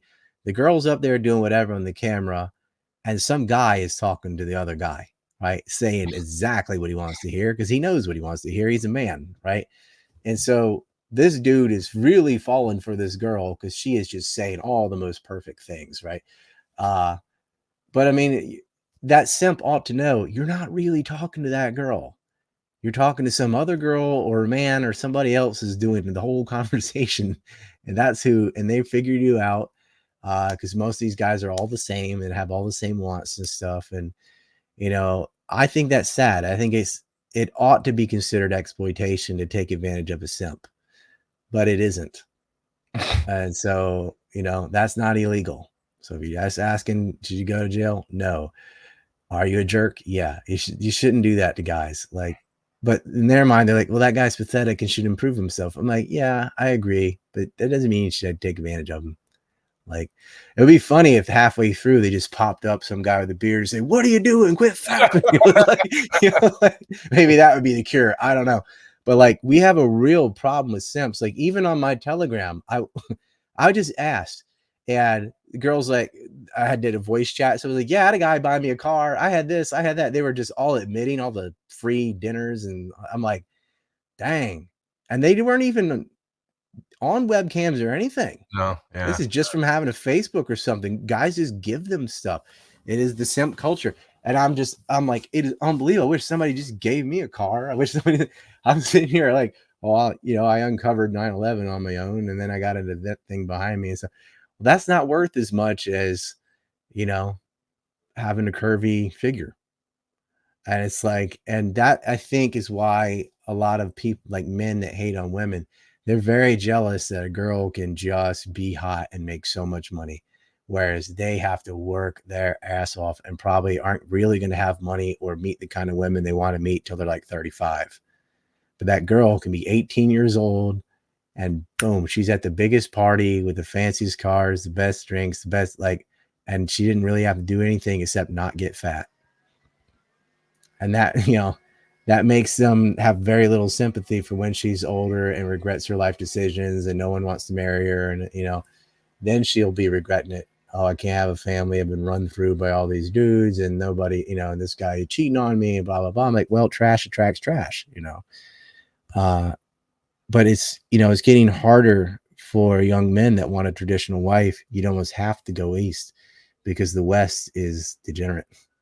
Like a lot, if a girl can, she will. Very few good looking women won't take that super alluring appeal of easy money.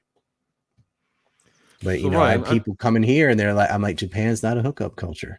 This isn't Thailand or something. I mean, this is Japan. They're not into that. It's a very conservative country. So, Ryan, I do talks in schools and drugs education, and I was speaking to a coordinating teacher recently. I asked her what other speakers and subjects they were covering, and she said they're now doing courses for kids to unwind the misogyny that they've picked up from Andrew Tate. What are your thoughts on that? They need to unwind the misandry that they've picked up from everything else online. I mean, look at all the BS about the wage gap that went around for years. Oh, women get paid less for the same job. No, they don't. They make less on average, not accounting for category. Well, that would require understanding a slither of math, which people are enumerant, and they go, no, for the same job, a man makes this much and a woman only makes 70 cents on a dollar. That is absolutely not true. Everybody gets paid the same for the same work. If you could pay women less, you would only hire women, obviously. They make less on average because they work less on average because of pregnancy and a bunch of other reasons. That's why. It's not because of misogyny or whatever. And it's just, I don't see the misogyny. I can see that in Saudi Arabia or something. Oh yeah, but in the West, no. Women are on a pedestal. I mean, they have more rights on everything. They get custody rights. They get this across the board. You can listen to statistics. It's always in the favor of the female. So what misogyny? What are you talking about? You have the same voting rights. You have the same everything and more. What right does a guy have that you don't have? Because a girl has a bunch of rights that a guy doesn't have. What right does a man have? Like, you can get an abortion. You decide whether a kid lives or not. You do that. What does a man have? He has the right to lose half his stuff if you get mad. Like, what is his advantage of the patriarchy? They're making more because they're working more. That's that. And it's just, our educational system needs every day to be the civil rights era. Like they're fighting, they're kicking the dead horse of racism and sexism. I'm like, dude, look around. Like, being a racist is one of the most toxic things you could ever do. You'd get kicked out of university, you'd lose your job. Like, the entire society is against it. There is not systemic racism. There's systemic anti-racism. Like, the accusation of racism can ruin your life, right? If someone says the N-word, their life's over. The person that said it, the one that got called it, your feelings are hurt for 2 seconds. Like, our society is hyperly anti-racist, sexist, and that those are the problems of yesteryear. Is what Ted Kaczynski talks about.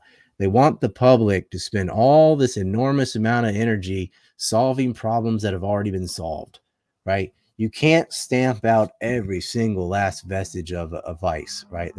Someone's always going to be some, but when you're talking about systemic racism, sexism, whatever, it doesn't exist in the West. The only place that exists is actually the anti-white racism, where that group is held to a higher standard than everyone else. You might not get into college, or you might not get a job because you don't have the right check boxes. That's racism. Affirmative action is racism. But it's not from the patriarchy, and it's not from whites. It's the other direction. And it's not like one race is doing this to another. It's liberals that are doing this to everyone else because of a political ideology. It's a way of getting group votes for your clique, and that gives you power, and then they redistribute wealth to themselves. They use, immigration, racism, whatever, as a way of getting votes so they can stay in power. They don't care about these groups, and they know these problems are made up.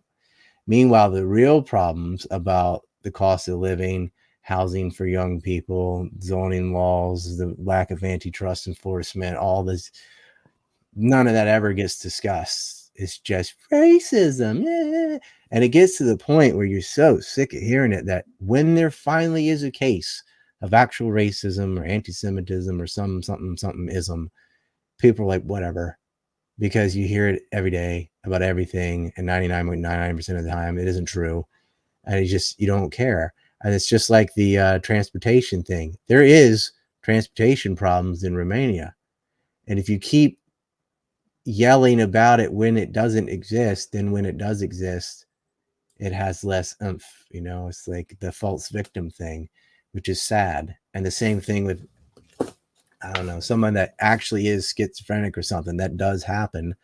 But so many people claim, oh, I'm ADHD, I'm this, I'm that, and they're not. That the person that truly is, people just go, there's no sympathy or anything because everyone says that. Like, but what about the cases where it actually is true? Well, those have all been diminished because you've overused all these terms and stuff. So, and there is some anti-Semitism, and there is some racism, there is some sexism, but it's not systemic at all. And unfortunately, yelling the other N-word just become a quick path to ruin someone's reputation. And it is sickening, but they're going to keep doing it until it doesn't work. As Thomas Sowell says, they're going to run that play all day because you haven't found the counter defense for it, right? People need to stop taking this stuff seriously. If someone calls someone, you just be like, shut up. They're not or violent. If it's part of a military, and it's clownish, and it's hard to reverse because they run all these social media platforms that are inundating kids with a particular narrative and breaking down their sense of self-worth so they can replace it with this cultism stuff, this Frankfurt School cult. And I won't get into all that, but the countermeasure is breaking the monopoly on media. And that comes with Rumble and Substack and these viable alternatives that we now have. And even Twitter with Elon, you're seeing a shift because the other side's finally allowed to talk, right? We never would have gone to war in Iraq if somebody on TV had said, hey, there's no evidence for weapons of mass destruction, or, there was no Gulf of Tonkin, there was no babies on incubators, there wasn't this, they had a complete monopoly. Now they don't. You can get on Rumble and talk about almost anything you want, right? And I think the youth, which was Tate's audience, these people in their 20s and teens, they're not watching TV to get their information. They're going straight to social media, and they're not going to YouTube. They're like, nope, they kicked off all my favorite everybody. I'm going this way, right? And I think could be, in the long run, a very positive development as Twitter, Rumble, Odyssey, Substack take off, and people are allowed to break the matrix by breaking their means of deception. Really, all the evil things are predicated on the lie. And if you take away their ability to lie, you have then handicapped them on every other evil thing they want to do, whether it's to start a war, which is the worst thing there is, or engaging in predatory lending and all the stuff, all the crime. They have to lie to you first. Oh, too big to fail. You need to give me your money. That all breaks when you have honest people with a microphone, and you can do that on Rumble and say, hey, here's what actually happened at this event that I'm not allowed to say because we're on YouTube right now. Here's what actually happened with this thing going around that people getting sick. You'd be allowed, if you can have free speech. All free thought is predicated on free speech. It's tantamount to controlling what someone is allowed to think about when you control what they're allowed to talk about. And our founding fathers knew how important free speech was. And so I don't have any faith that the government's going to come in and tinker with Section 230 or enforce it. It's the government. Free market is and always has been the only realistic solution that'll actually happen. And that's what's happening. There are other companies that are YouTube-esque that will let you talk. And that's what we have to build up. And that is the answer. That's how we fix it. Do you have any final questions for Ryan, Ron, on Tate? I think we've pretty much covered everything. The only thing that's come out over the last couple of days is the Sky News investigation, where they've created these false profiles for a 13-year-old on TikTok, on YouTube, and on Instagram, and they wanted to see how quickly it would be before these platforms passively suggested content to them. And they've pushed out a big story, and now I believe YouTube is shutting down channels that has specific take content on it, and we're going to probably see a more widespread takedown implication by various platforms, including YouTube. So, well, they're going after TikTok in general, right? Yeah. Saying, "Oh, you're sharing the data with China." Yeah, well, that's a whole. You have congressmen sleeping with the Chinese spies and Yeah. the satellite. You're worried about. They build your phone. They have your data. You just got to accept it. You just got to accept it, or live in privacy is a thing of the past, unfortunately. But the real reason they want to shut down TikTok is not because of the Chinese. It's because they don't own it, and you're allowed to say a counter narrative there, and it's a big platform. They haven't attacked Rumble and Odyssey yet because they don't have the eyeballs there to scare them enough.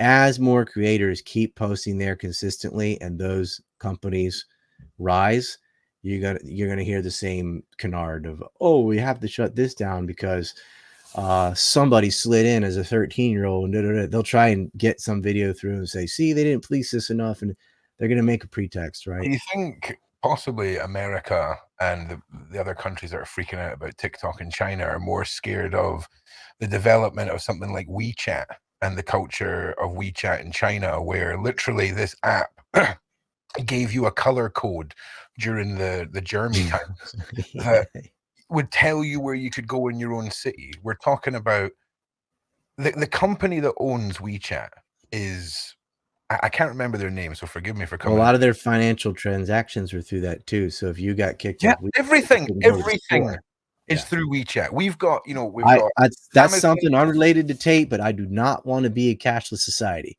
You do not want to go digital and blockchain, whatever, cram it, because they can just turn you off like Minority Report, and you cannot buy or sell anymore. 100%. And keep cash, keep metals, 100%.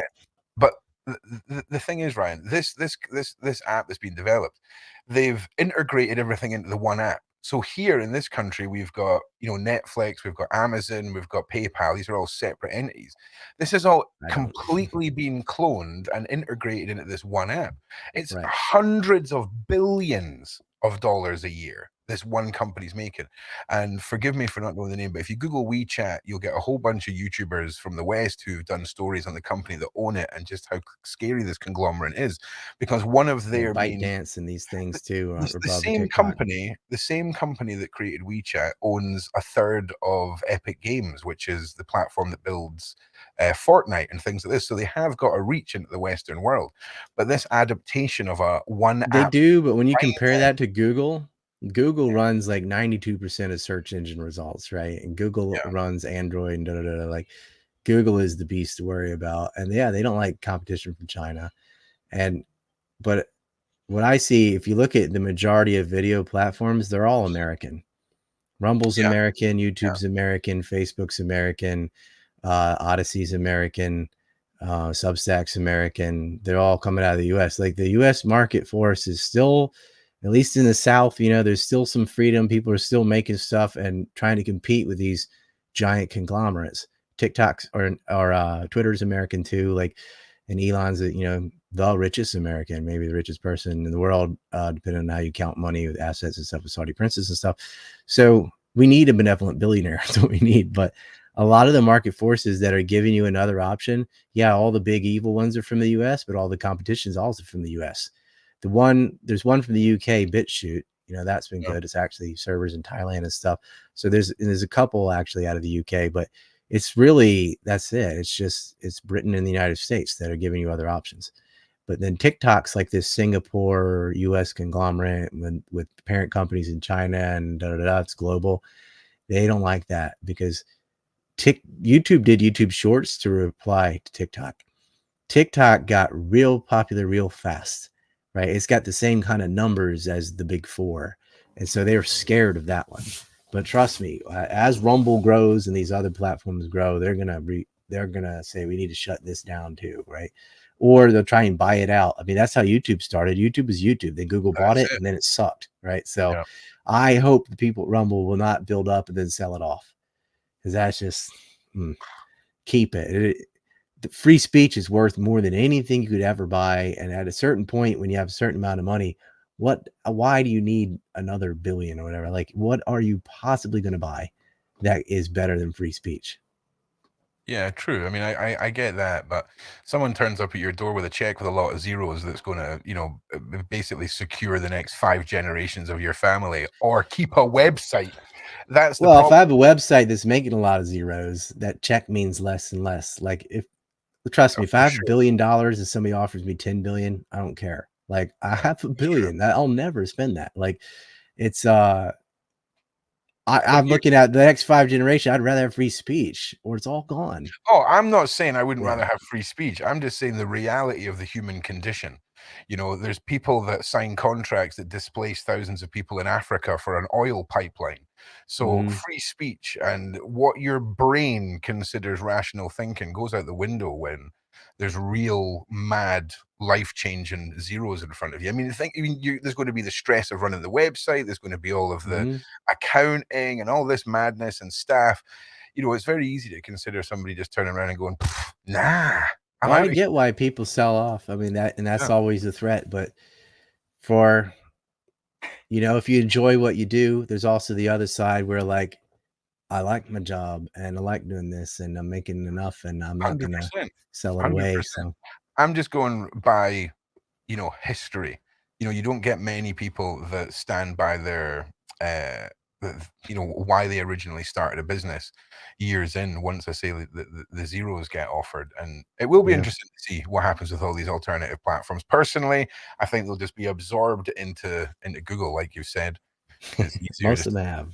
Yeah, it's easier just to buy them out. Imagine if they hadn't sold to Google and YouTube had just was what it is now and had free speech. I mean, thing is, if they didn't sell, the government would have found some reason to shut it down anyway. It's not Google and it's not YouTube. It was AdSense. Well, it's Alphabet, Google AdSense changed everything. The ability to make money from your videos is what created the clout wave that everyone's been trying to ride since. It was banned on that too. And that's what changed everything. That's what Google had over everything else, was their dominance. That was the incentivized to get a lot of people to make content. Like Facebook and YouTube, all the work, all the content's done by the quote unquote partners, but like you, me, whoever, we made all the content. Yeah.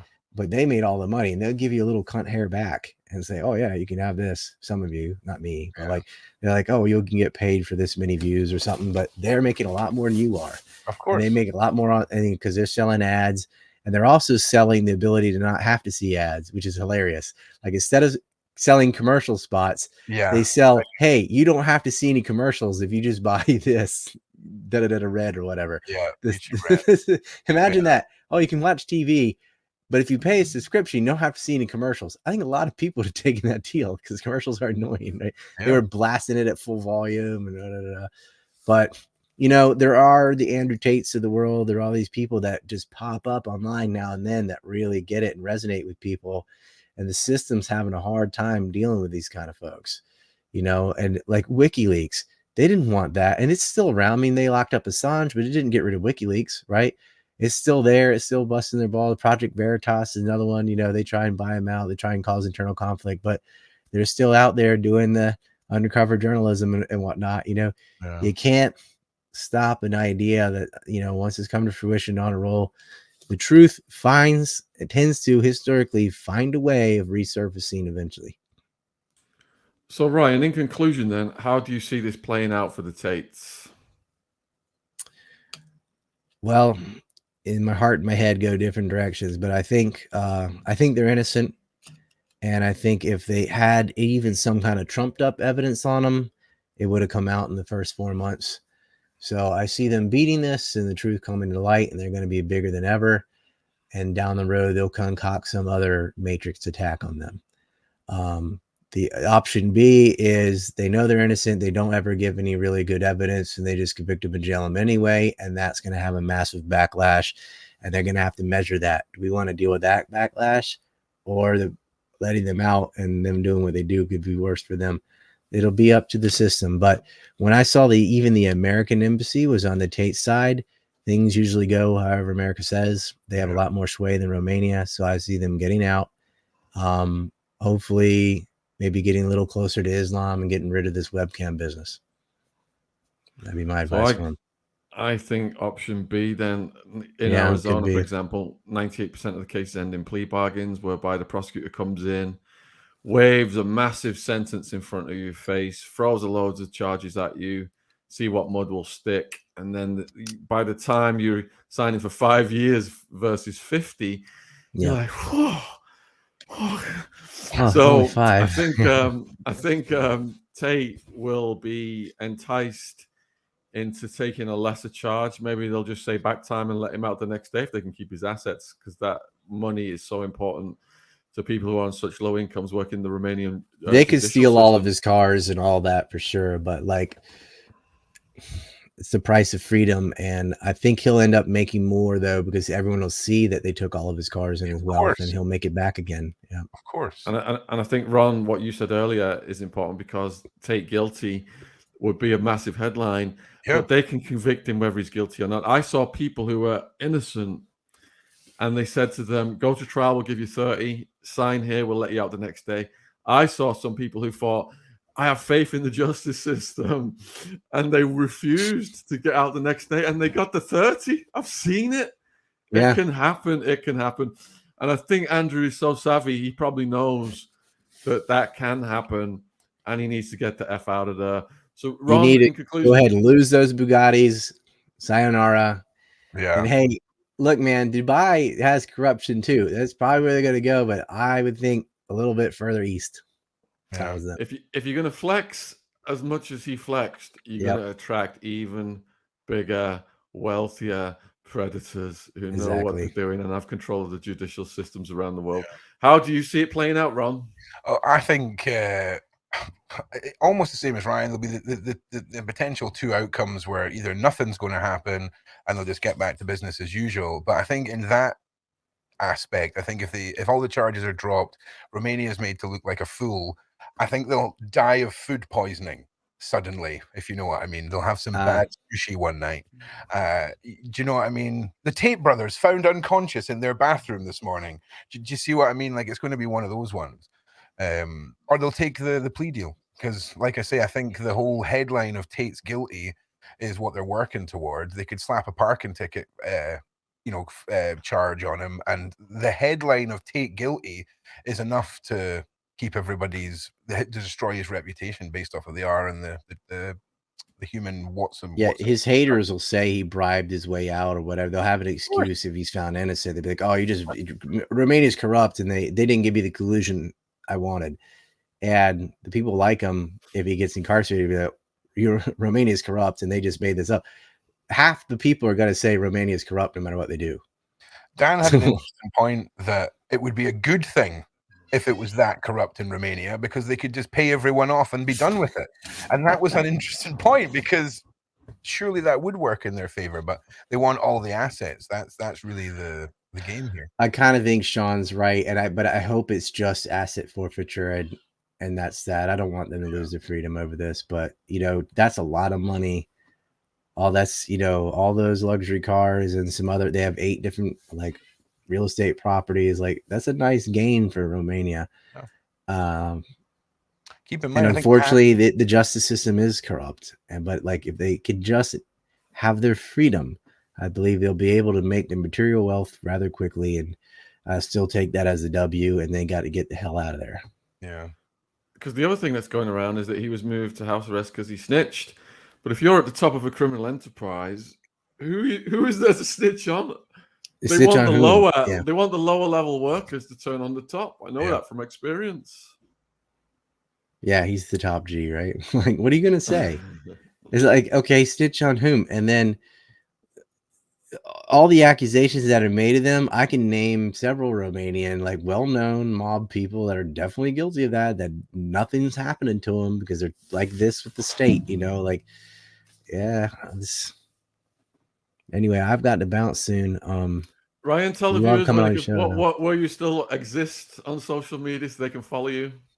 I'm on Twitter. It's Rye Liberty, RY in the word Liberty, all one word. I'm on Substack. It's Ryan Dawson. And I have a Rumble channel, also Ryan Dawson. And there's I'm not wearing the hat today, but ancreport.com. It's anti-neocon report. All the videos, debates, and stuff like that I do are all on that website. And usually a clone of that goes to Substack as well. So pick one, you can do that. And on Twitter, hey, I have I'll warn you if you want to step in there, it's pretty rough. But look, I really don't like all this war and deception, and I'm going to say what I think. So get in there, Rye Liberty on Twitter, and Substack Ryan Dawson. So you're watching this on YouTube. Ryan's links will be in the description box below this video. Do you want me to let you go, Ryan, while I go over Ron's links for the audience? Yeah, I got to get my kids a bath and stuff. It's nighttime here, but I appreciate it. Thanks for spending so much time with us. Cheers. Nice to meet you, Ryan. Take care. I'll talk to you about that other thing later. Yeah, definitely. Cheers. All right, Ron, do you want to tell the viewers where they can find you on your new channel? Yeah, well, if you just look down there, you'll see projectrook.com. All the links and things are there.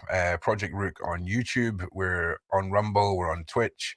And we're literally about to come back, if you will, to full-time streaming and tackling the issues that we used to on projectrook.com. We've got our own live stream pipeline now straight into the website. So we'll be having lives on YouTube and then transferring over for the main topic of discussion to the website, because obviously I'm not happy with not being able to talk about the things we used to talk about. I don't like this YouTube crushing of the realities of the world. So we're going to have live streams on YouTube and then shift over to the main topics on the website. And hopefully that's going to start this week. So check out the links in the description, and I appreciate that, Sean.